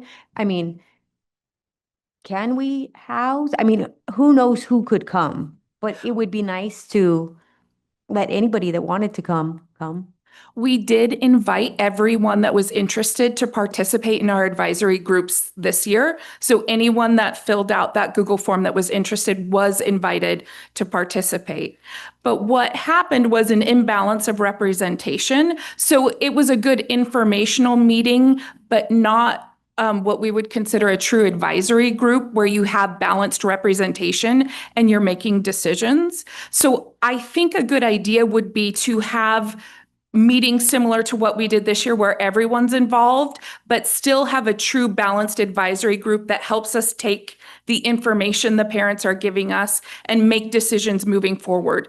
That is very difficult in a big group or a group that's imbalanced and maybe has more representatives from elementary and not any representatives from middle school that week or that month that we're meeting. So I think we should definitely consider some options where we're bringing in all the parents, and then maybe some smaller group meetings where they can help us evaluate the data and talk about steps moving forward in a more balanced way. My only problem with that is I don't like hand-picked people to sit on the advisory groups. Just for me, because a lot of times it's district picked and they're not going to give any answer other than what the district wants. That's just my opinion. And we can definitely talk about ways. There's times where people, like parents, would elect people to represent them. So we have different options to consider moving forward that we definitely can talk about. But I definitely see the benefit of having more informational meetings that all the parents are invited to participate in. I agree. Can we also revisiting looking at the additional aid support, just revisit it to ensure that the teachers and students do feel supported from the additional aid help that we put in this year? Yes. Perfect. And something that I did hear at Northview at the last meeting was that the students themselves are interested, which is something we brought up before, in pathways to ensure that they're ready for college and career in both, because I went to the last Mandarin program, and it was really nice to see that they're going to get a culinary pathway. We even got to try the food, which was amazing. And Chef Red, I mean, great. It would be nice that if the Spanish program had something similar. I mean, there we have the medical pathway. I mean, wouldn't it be great if all of our students could go through something like that and be able to articulate, anything that our medical pathways has to offer so that they, again, are ready for college and careers. And then the last thing that I saw as we were going through, it says Mandarin next steps, schedule and plan additional cultural events. Is that in school, out of school? Just because I know that we've met parents who are interested in, who aren't in the dual program, who are interested in going to other cultural events or, just things around that they could expose their children. Like my grandfather, he always said, I want my grandchildren to be cultured. Well, he failed. Sorry, Grandpa.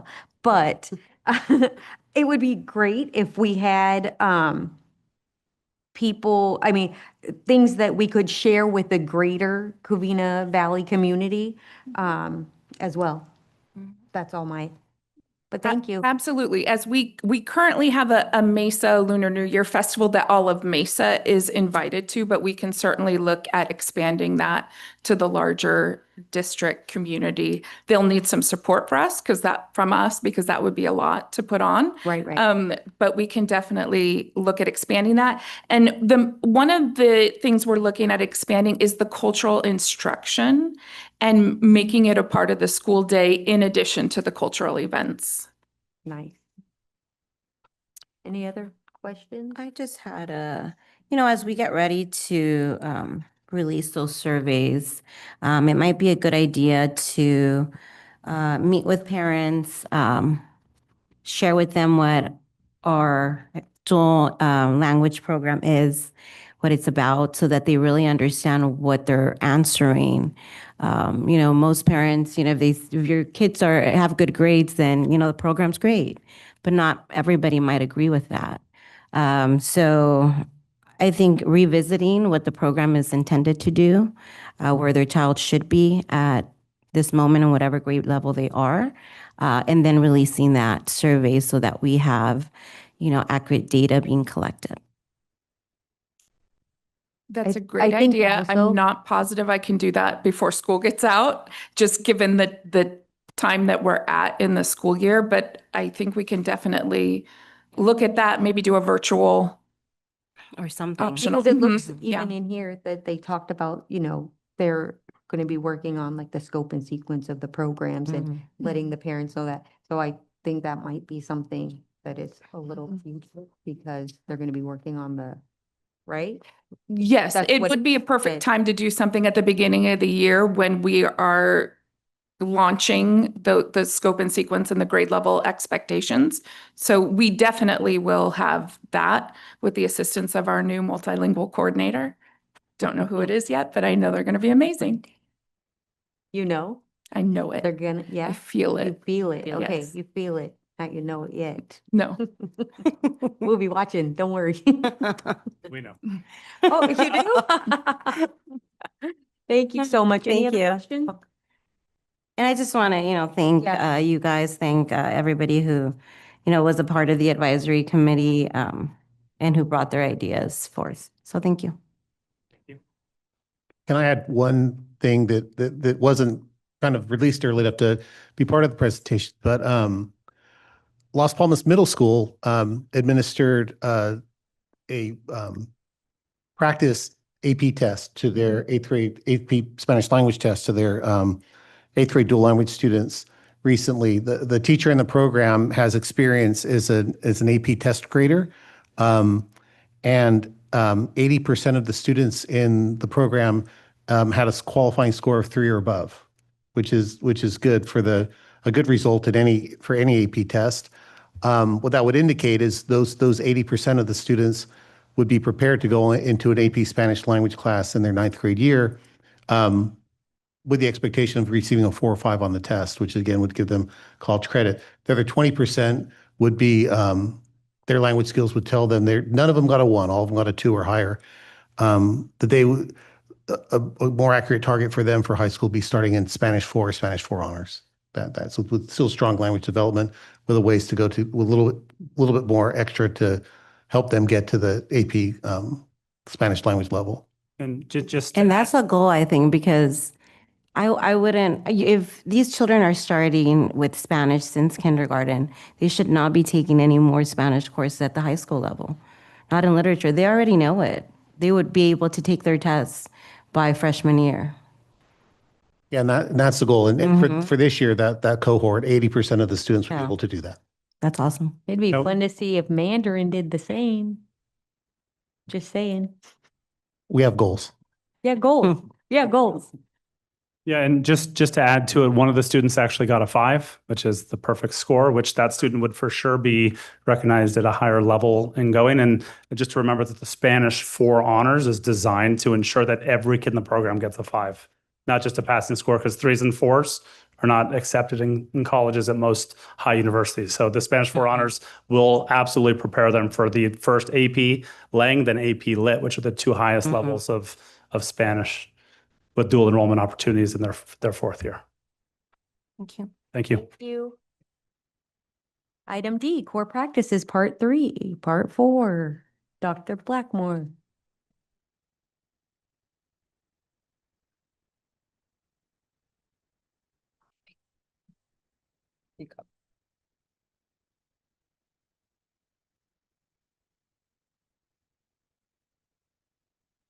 Thank you, President Robles, members of the Board of Education, cabinet members, and guests. We have a few guests here still with us. I'm pleased to stand up here tonight and talk about the part 4 of core practices that we're committing to in Covina-Valley Unified School District. And tonight I'd like to share about parent empowerment. As we've talked about in each one of these presentations, our North Star, what guides us here in the district is our mission and vision statement. Mission and vision. And again, our vision is an innovative education that inspires every student's unlimited potential. And when we talk about parent empowerment, it is directly aligned with our Board of Education goals, particularly Goal 7, which says our district schools will engage their families and community to increase student success. This also aligns with LCAP Goal 3. Again, we are aligned to all of our goals and all of our systems within the district. Our key components for success in parent empowerment is 1, building authentic partnerships with our families, improving student outcomes, trust, and school culture, and creating systems that support every family. So as we go through the presentation, we'll be talking about all of those things. So first thing, why do we do this? Research is clear. When families are empowered, student achievement rises, attendance improves, and chronic absenteeism drops. Behavior improves, and school climate strengthens. Graduation rates increase, college and career readiness expands, and most importantly, trust between the schools and the families deepen. Effective empowerment is not an event, it is an ongoing partnership with our families. A critical part of parent empowerment is having effective two-way communication. It must be accessible and consistent to our parents. That means we must have multilingual communication, meeting our families in their primary language. Just to put that in perspective, if you pull out of our student data, 27% of our students identify a home language other than English, with 22% of our parents identifying that as Spanish. So it's important that we are able to communicate with our families in the language that they identify most with in their homes. Means using all the different channels available to us, which could be text messaging, email, phone calls, and any app like Parent Square. It means clear, timely updates on academics, attendance, so families always know where their students stand. It means active social media and websites that provide consistent information and clear information and timely information to our parents. And importantly, it means giving parents real opportunities to provide feedback to us, because communication is not just school to home, it has to flow in both directions. Again, empowerment is building relationships and trust, and those relationships come first. Strong districts prioritize welcoming school environments. The moment a parent walks on campus or calls the front office, they should feel valued. We must prioritize positive first interactions at parent events and listening sessions. Family liaisons must connect with our school community, and home visits, when appropriate, are part of what we do in Covina-Valley. Our front office is our customer service centers. They are the first impression our district makes. Trust is built one interaction at a time through consistency, respect, and responsiveness. And importantly, parents' voice and leadership matters. Families must be partners in the decision-making, not just informed about decisions, but part of making them. That happens through our site councils, our ELAC and DLAC committees, LCAP advisories, parent leadership academies, surveys, advisory focus groups, and the shared decision-making that has to happen in our student study teams, IEP meetings, or any other parent meetings that take place. The goal here is a shift from participation to partnership, showing up is not the same as having a voice. We also have to support our students learning at home. Families are students' first teachers, and they remain teachers long after we hand them off from the academic instruction. So effective districts equip families for that role. We have to be systematic in expanding our literacy and math family nights, technology training to help parents navigate our digital tools, especially with artificial intelligence. We have to have increased opportunities for homework and study support resources, graduation and college readiness workshops, attendance awareness education, and social emotional learning resources for families that they can use at home. When the home and the school are working in the same direction, all students benefit. Our families are diverse, and our empowerment systems have to reflect that. That means translation and interpretation services. It means flexible meeting times, recognizing that not every family can attend a 9 a.m. meeting. It means childcare and transportation support, so logistics don't become a barrier to empowerment. It means proactive outreach to multilingual families, inclusive practices for all of our students and families, and recognition of the cultural strengths and traditions our families bring to Covina-Valley. Equity does not happen by accident. It has to be intentionally built into our empowerment systems.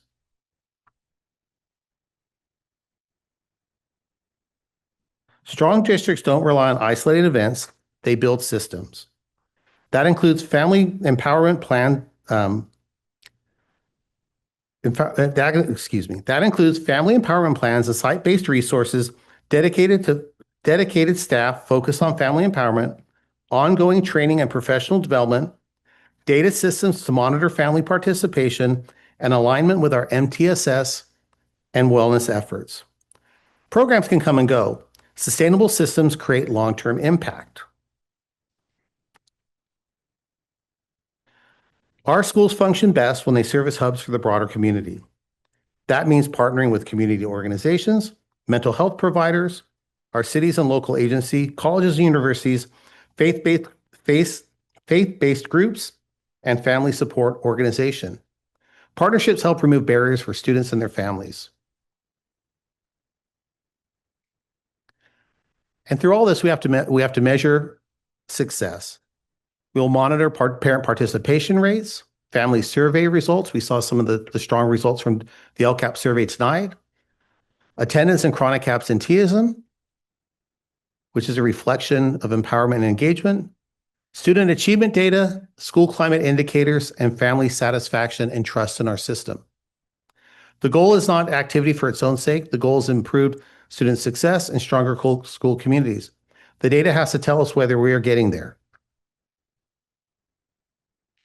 What strong districts do differently? High-performing districts treat parents as partners. They build trust proactively. They don't wait for a problem. They focus on relationships over compliance. They create real leadership opportunities for families. They make sure empowerment is inclusive and accessible, and they connect family empowerment directly to student learning. Family empowerment is not a side initiative.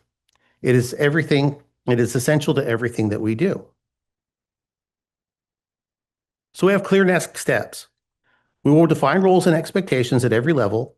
from the superintendent's office to the cabinet to site administrators to every other staff member who works with our families. We will analyze, enhance, and improve the systems we already have. We will determine key data metrics, both existing and new, establish baseline data points, and set goals against those baselines. And we'll report our data and findings both internally and publicly, because transparency is part of building trust. Parent engagement will become part of our regular data reporting cycle to the Board of Education. Thank you. Any questions? Any questions? No, lovely. Thank you. All right, thank you.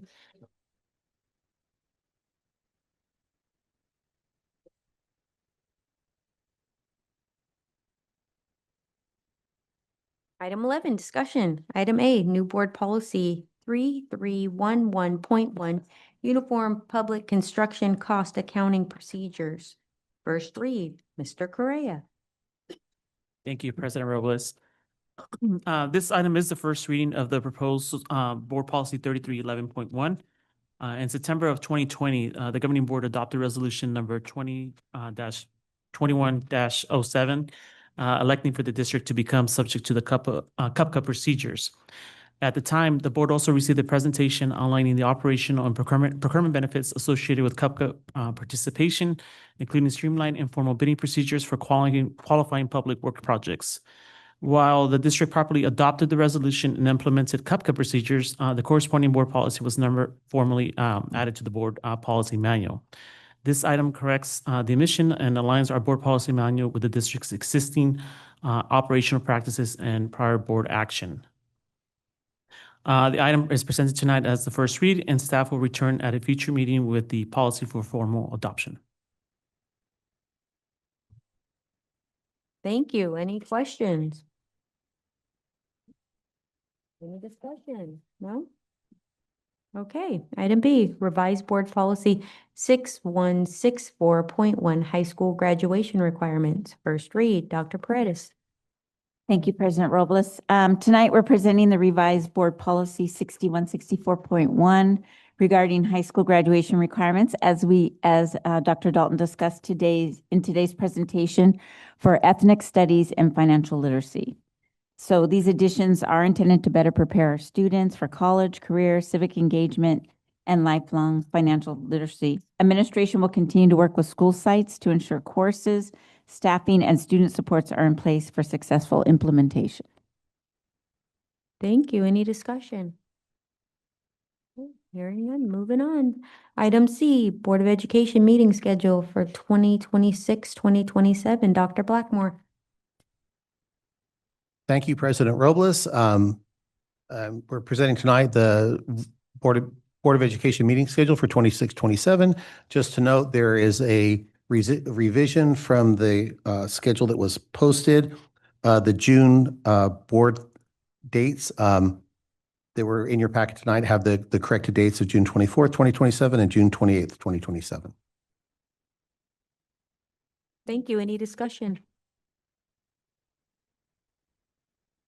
Moving on. Item D, new job description, MOFT Energy and Facilities Use Manager, Mr. Correa.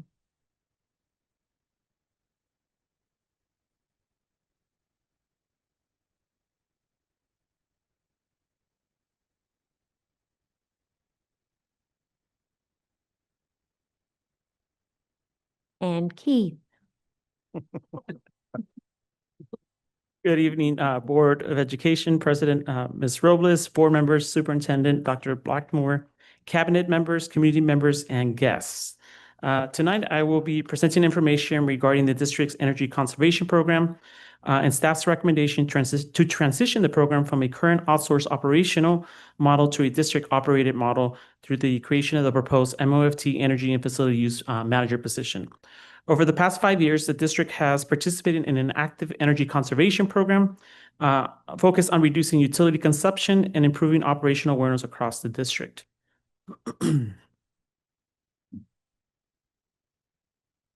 Over the last 5 years, utility rates have increased dramatically. Electrical rates alone have increased approximately 63%, natural gas 69%, and water and sewer rates approximately 20%. As utility rates continue to rise, active operational oversight becomes increasingly important. The district has also invested heavily in HVAC modernization and energy efficient infrastructure. Those investments require active oversight and scheduling to maximize efficiency, reduce wear and tear, and protect equipment lifespan. This work is important because every avoidable utility dollar spent is a dollar available or unavailable for classroom employees and students and student services. The program helped reinforce the importance of active operational monitoring and fiscal oversight. The most valuable component of the current model has been the daily operational oversight performed by the assigned energy specialists, including building audits, evening monitoring, HVAC scheduling adjustments, and utility consumption review. After 5 years of participation, the district understands the operational model, the workflows, and the systems necessary to continue and strengthen this work internally.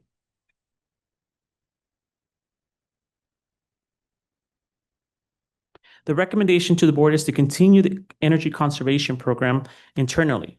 The district reduced the cost of the program by approximately $280,000 by transitioning the program internally.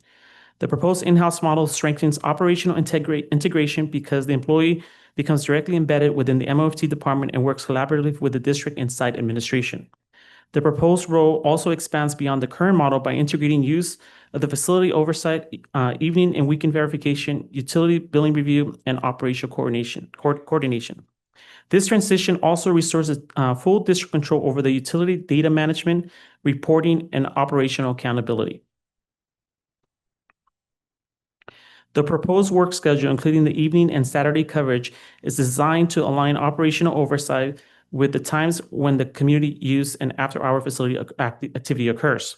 This improves responsiveness, helps identify issues earlier, reduces unnecessary runtime, and minimizes preventable operational waste. Based on the experience over the last 5 years, staff believes this work remains critically important and should continue as a permanent operational function of the district. Approving this position will allow the district to continue active utility management and cost-avoiding efforts across the district facilities while reducing overall program cost. Transitioning the program in-house will also allow the district to take control of the utility data, which will allow for increased analytics, reporting, and transparency. Are there any questions or comments by the board? All right, thank you.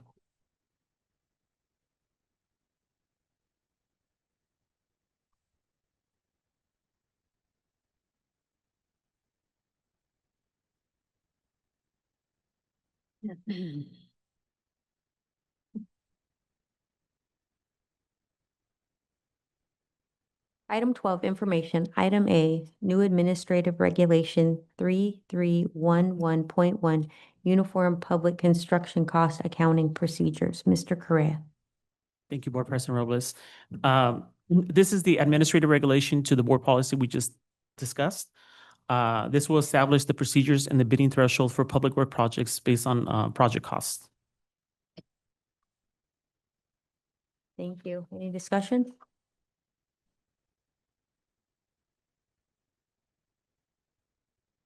Item B, Personnel Commission Budget 2026-2027. Dr. Dahl.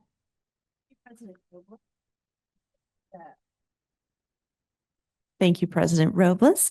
This is the updated budget for the 26-27 year for the PC, and the increases are really for training and ongoing professional development with ongoing price increases. Thank you. Item C, Williams Quarterly Report. Dr. Paredes. Thank you, President Robles. There's nothing to report at this time. Thank you very much. Item 13, public comments. At this time, any person wishing to speak on any agenda items will be granted 3 minutes. Mr. Wright, do we have any public comments? We have one.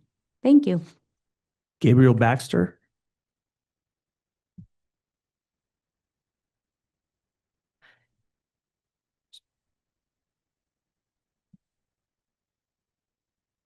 You have 3 minutes.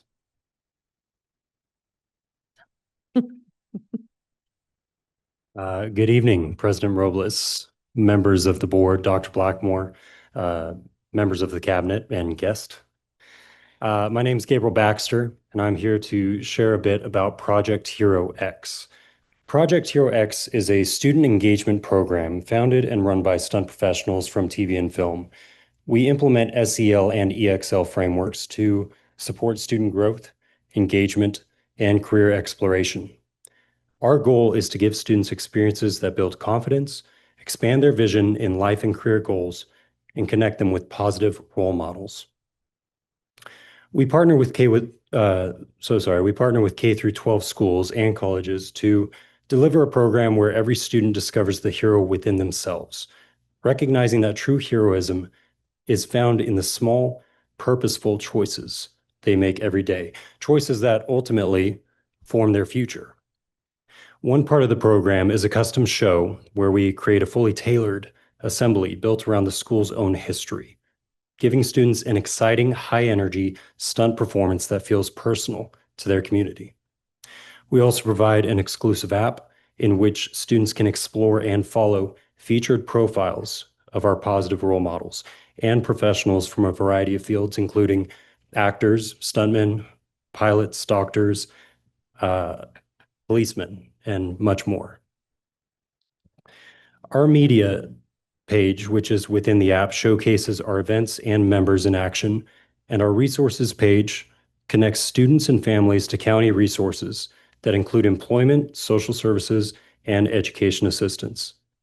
Lastly, our app offers Aerial View, where students can create a vision board, use our career path tool to visualize themselves in a career of their choice, and work through guided training modules focused on both finding and striving for career and life goals. Now, another key component of the program is our ongoing member visits, featuring rotating guest speakers. These visits keep students engaged throughout the program while introducing them to different professionals who can motivate, guide, and broaden their students' perspectives. And for the full packages, the program ends with a culminating field trip to Disneyland, giving students a rewarding final experience and creating a lasting memory that ties the entire program together. Now, in short, Project Hero X brings schools and school districts 4 powerful components: a custom show, an exclusive app, weekly mentorship with guest speakers, and a transformative field trip to Disneyland. Together, these experiences help students build confidence, explore careers, stay inspired, and take real steps toward their future. Please feel free to visit our website at projectherox.com and also follow us on Instagram and LinkedIn at Project Hero X. Thank you. Thank you very much. Thank you. Yeah, nobody's ever done that before. Thank Thank you. you. Thank very you. much. And thank you for waiting. It's been a long meeting. All right, item 14, superintendent, board member, student board member comments. Dr. Blackmore. Thank you, President Robles, members of the board, cabinet members, and guests. I'd like to thank Mia from Barranca and Alexandra from Sierra Vista for leading tonight's Pledge of Allegiance and for sharing the great things happening at their schools. We're proud of their leadership and the wonderful way they represented their school communities tonight. We're also proud to recognize several outstanding students and staff members whose accomplishments reflect the excellence of Covina-Valley Unified School District. From academic achievement and artistic talent to exceptional service and leadership, these recognitions highlight the incredible work happening across our schools every day. We congratulate our student honorees, including Valerie, the 2026 Edison Senior Scholar, and Melissa, the CAEOP Poster Contest winner, as well as the students recognized through our visual and performing arts programs. We also celebrated Jessica Argelander for receiving the Norm Mackenzie Award and Joy Glaspie for the 2026 Renaissance Educator of the Year. I'd also like to congratulate our employees of the month. Their dedication, care, and commitment to students make a lasting impact on our district. I'd also like to thank the Covina-Valley Schools Foundation for this week awarding 12 scholarships to deserving seniors. Their support is already creating meaningful opportunities and having a lasting impact within our district. Finally, best wishes to all of our spring sport athletes and teams as they compete in the CIF playoffs. We're proud of you and look forward to cheering you on. Thank you. Thank you. Item B, board members' comments. Ms. Malucci. Thank you. Good evening, and thank you for everybody who's still here waiting.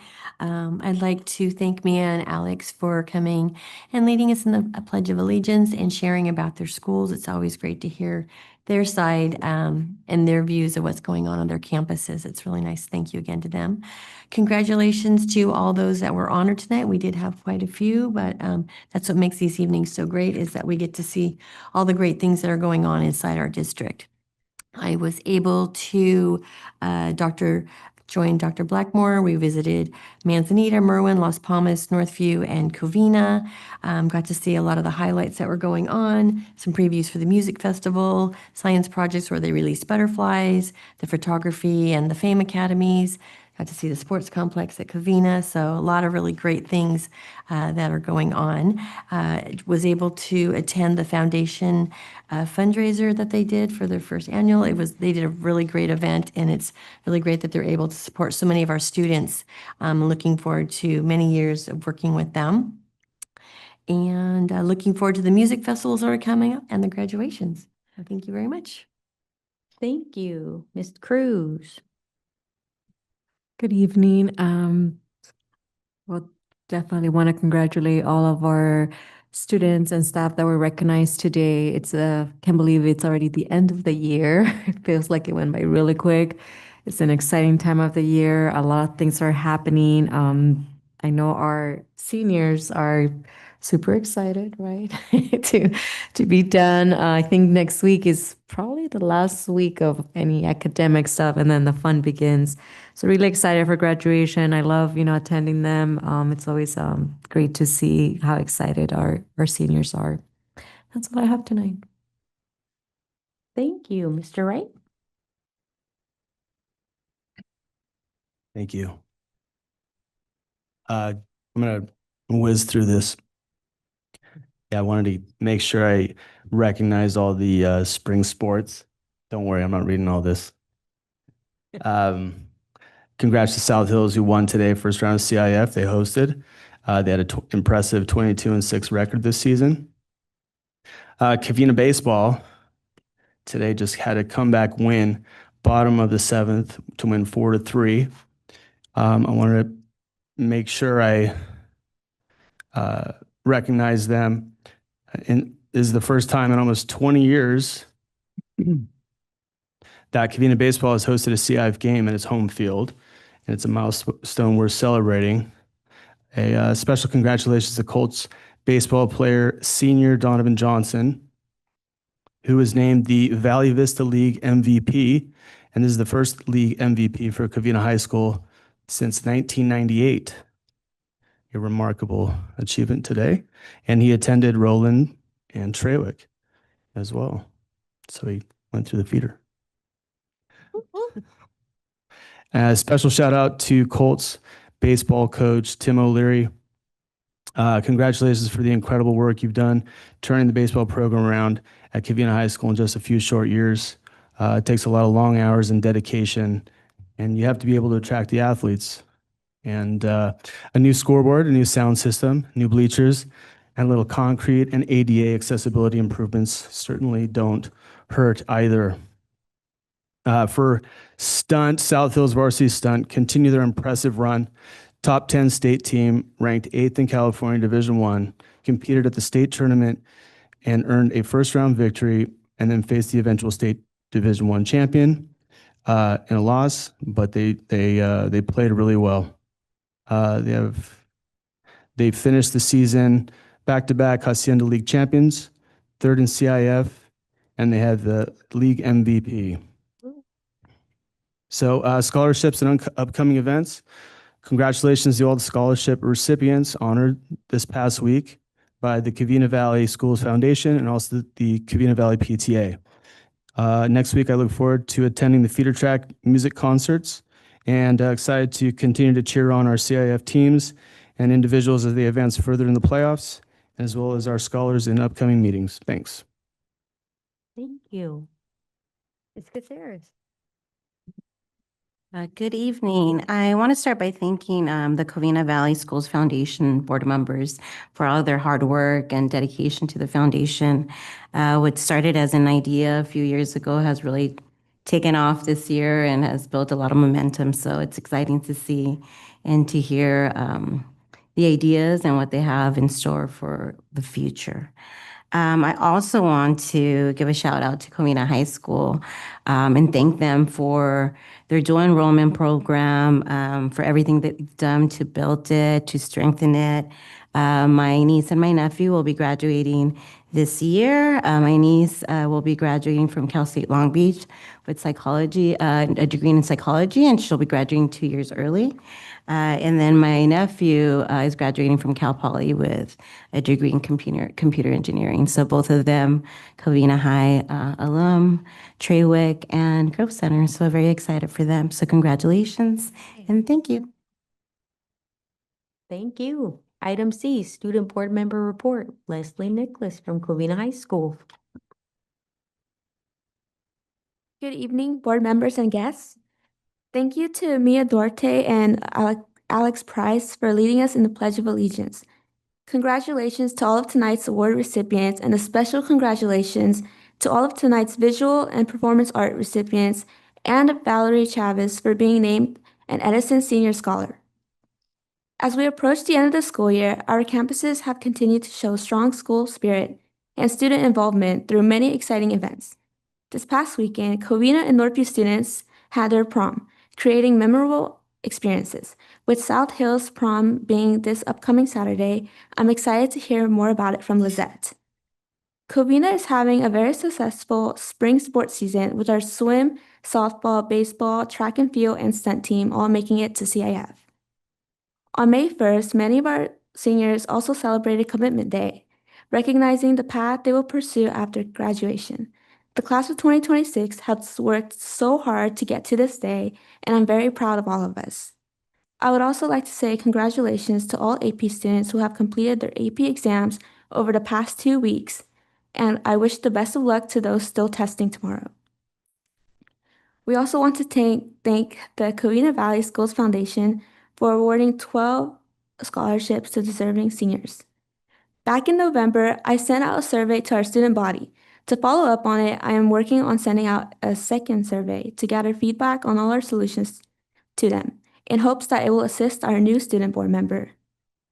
Now that student board member elections are done, and I believe that this will be my last rotation on the dais, I would like to thank our Board of Education and our Superintendent, Dr. Blackmore, and everyone who supported me through this journey for giving me the opportunity to be a student board member this year.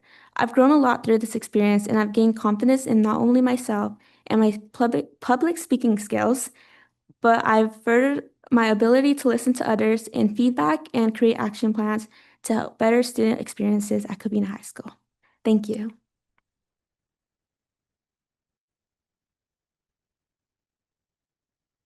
Thank you. Item 15 is consent agenda. Is there a motion to approve the consent agenda? So move. Simon Wright, is there a second? I'll second. Sue Malucci. Any discussion? Hearing none, roll call? Leslie Nicholas, Yes. Rachel Robles, Yes. Maria Caceres, Yes. Simon Wright, Yes. Maria Cruz, Sue Malucci. Yes.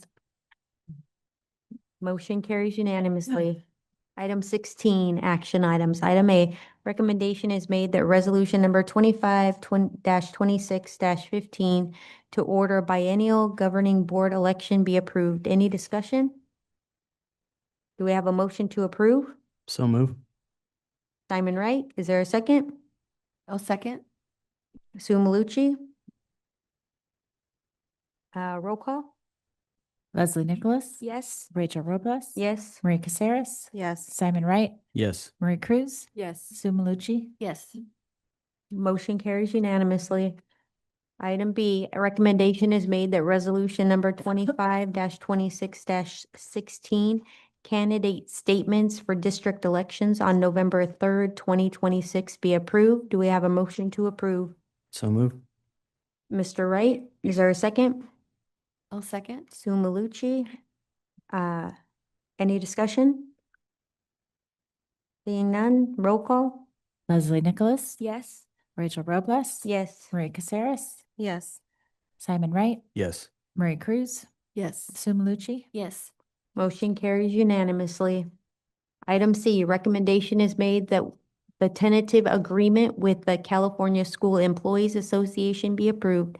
Terms include changes to Article 1, 2, 3, 4, 5, 6, 8, 9, 13, 20, 21, 22, Appendix D, and the 2029-30 calendar. Do we have a motion to approve? So move. Simon Wright, is there a second? I'll second. Ms. Caceres. Any discussion? Hearing none, roll call. Leslie Nicholas? Yes. Rachel Robles? Yes. Maria Caceres? Yes. Simon Wright? Yes. Maria Cruz? Yes. Sumaluchi? Yes. Motion carries unanimously. Item D, recommendation is made that the Sunshine rescinding letter from the Covina-Valley Association of School Psychologists dated February 21st, 2026 be approved. Do we have a motion to approve? So move. Simon Wright, is there a second? I'll second. Sue Malucci, any discussion? Hearing none, roll call. Leslie Nicholas? Yes. Rachel Robles? Yes. Maria Caceres? Yes. Simon Wright? Yes. Maria Cruz? Yes. Sumaluchi? Yes. Motion carries unanimously. Item E, recommendation is made that resolution number 25-26-17 approving assignment of delinquent tax finance authority for fiscal years ending June 30th in each of the years 2026, 2027, and 2028, and authorizing execution and delivery of related documents and action be approved. Do we have a motion to approve? So move. Mr. Wright, is there a second? I'll second. Ms. Malucci, any discussion? Hearing none, roll call. Leslie Nicholas? Yes. Rachel Robles? Yes. Maria Caceres? Yes. Simon Wright? Yes. Maria Cruz? Yes. Sumaluchi? Yes.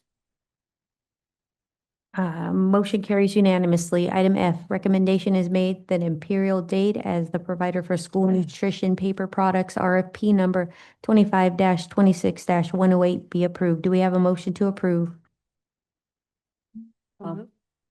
Sue Malucci, is there a second? A second. Ms. Cruz, any discussion? Hearing none, roll call. Leslie Nicholas? Yes. Rachel Robles? Yes. Maria Caceres? Yes. Simon Wright? Yes. Maria Cruz? Yes. Sumaluchi? Yes. Motion carries unanimously. Item G, recommendation is made that the Board of Education award an agreement for Expanded Learning Opportunities Program and ACES funded after-school service to Coast Coaching, Inc., DBA, Levo for an initial one-year term in the amount not to exceed $5,877,689.17 for the first year, with an option for the district to renew the agreement annually for up to 2 additional years. Do we have a motion to approve? I'll move. Sue Malucci, is there a second? I'll second. Ms. Cruz, any discussion? I do have some, since this is a $5 million contract, some follow-up questions. For the cabinet, who is the Expanded Learning Opportunities Program intended to serve?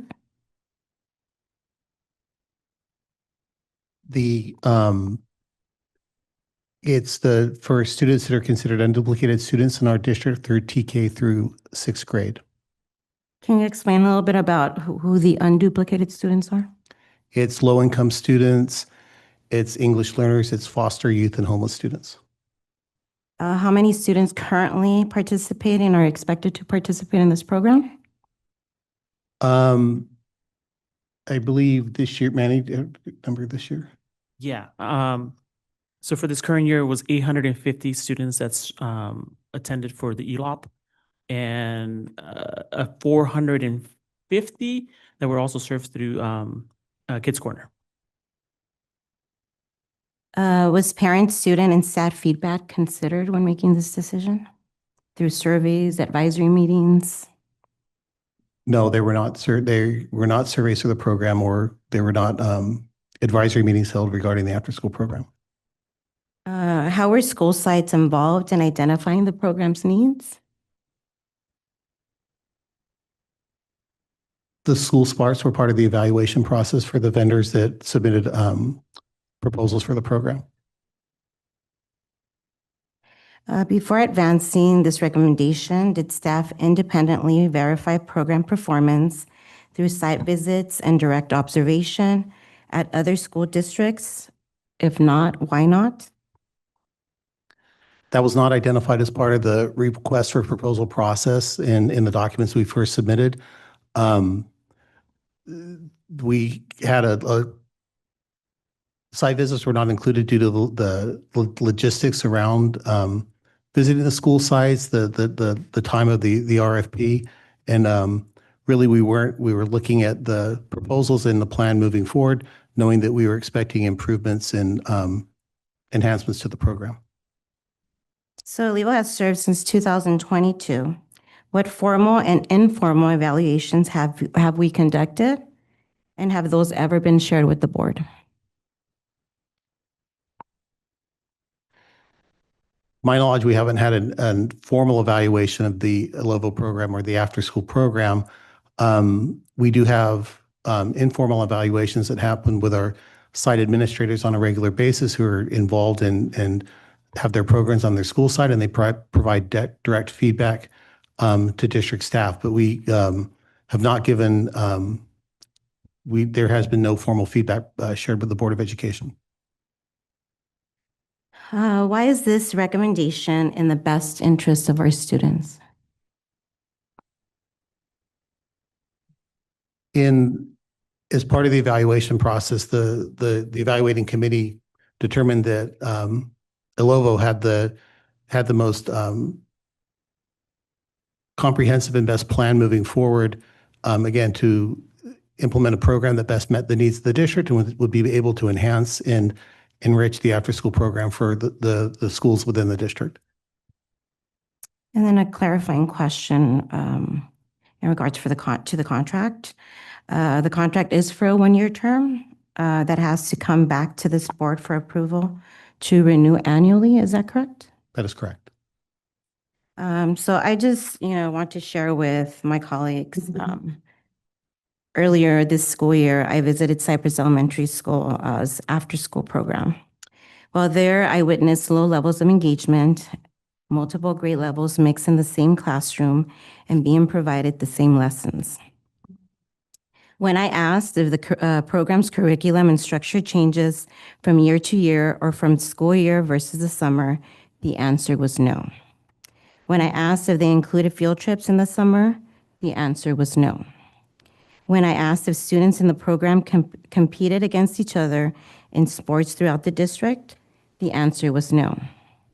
When I asked if they were currently working with any community partners, I was told that they would gladly include partnerships, but I had to be the one to make the initial contact and bring them in. When I asked if our students received any visual and performing arts, the answer was no, but stated that they did have a curriculum that they would share with us, which I believe was never shared, or at least not with me. When I asked if the principals and site managers communicated about themes, units, focuses, projects, homework, the answer was no. I want to this Expanded Learning Opportunities program is intended to provide a program that is student-centered, that is results-driven, that includes community partners, and complements the learning activities in the regular school day and school year. This program is required to serve our English language learners, our foster youth, and our low-income students. For the past couple of meetings, we've been sitting here and we've been listening to core practices, data-driven decisions, and through the RFP process, I don't think those things were considered or those things were included. So while I appreciate the work that staff has put into the RFP process and recognize the importance of providing expanded learning opportunities for our students, I still have concerns regarding whether the recommended program is the best fit for the needs of our students, our families, and our district schools. As board members, we have a responsibility to ensure that public funds are being invested in programs that demonstrate strong program quality, accountability, fiscal responsibility, and meaningful engagement with families and school sites. I would have liked to see additional information regarding stakeholder input, measurable outcomes, implementation capacity, and how this recommendation compares to other proposals that were submitted. Given the significance of this investment and the impact it should have on our students and families, I do not feel comfortable approving the contract without greater clarity and confidence in the recommendation before us. For this reason, I will respectfully be voting no on this item. Thank you.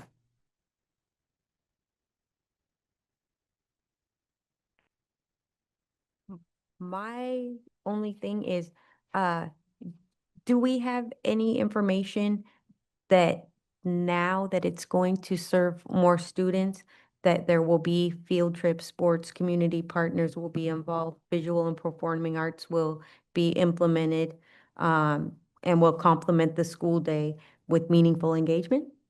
Yes, that's part of the program moving forward. Okay, do we have a motion to approve? We already did.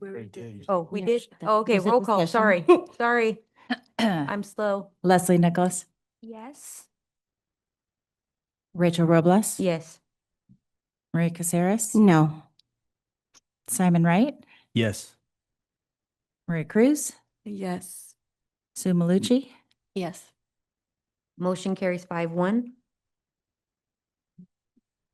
Item 17, new items. Board members and superintendent may share any new items. Anything to share, Dr. Blackmore? Not at this time. Ms. Nicholas? No. Ms. Caceres? No. Mr. Wright? No. Ms. Cruz? No. Ms. Malucci? No. Item 18, there's no additional closed session needed. This takes us to adjournment. Is there a motion to adjourn at 9:45? So move. Simon Wright? Is there a second? I'll second. Sue Malucci? Any discussion? Hearing none, roll call? Leslie Nicholas, Yes. Rachel Robles, Yes. Maria Caceres, Yes. Simon Wright, Yes. Maria Cruz, Yes. Sue Malucci. Yes. Motion carries unanimously. Our next regular board meeting will be held on Thursday, May 28th at 6 p.m. for closed session, 7 p.m. for open session at the Haynes Professional Development Center.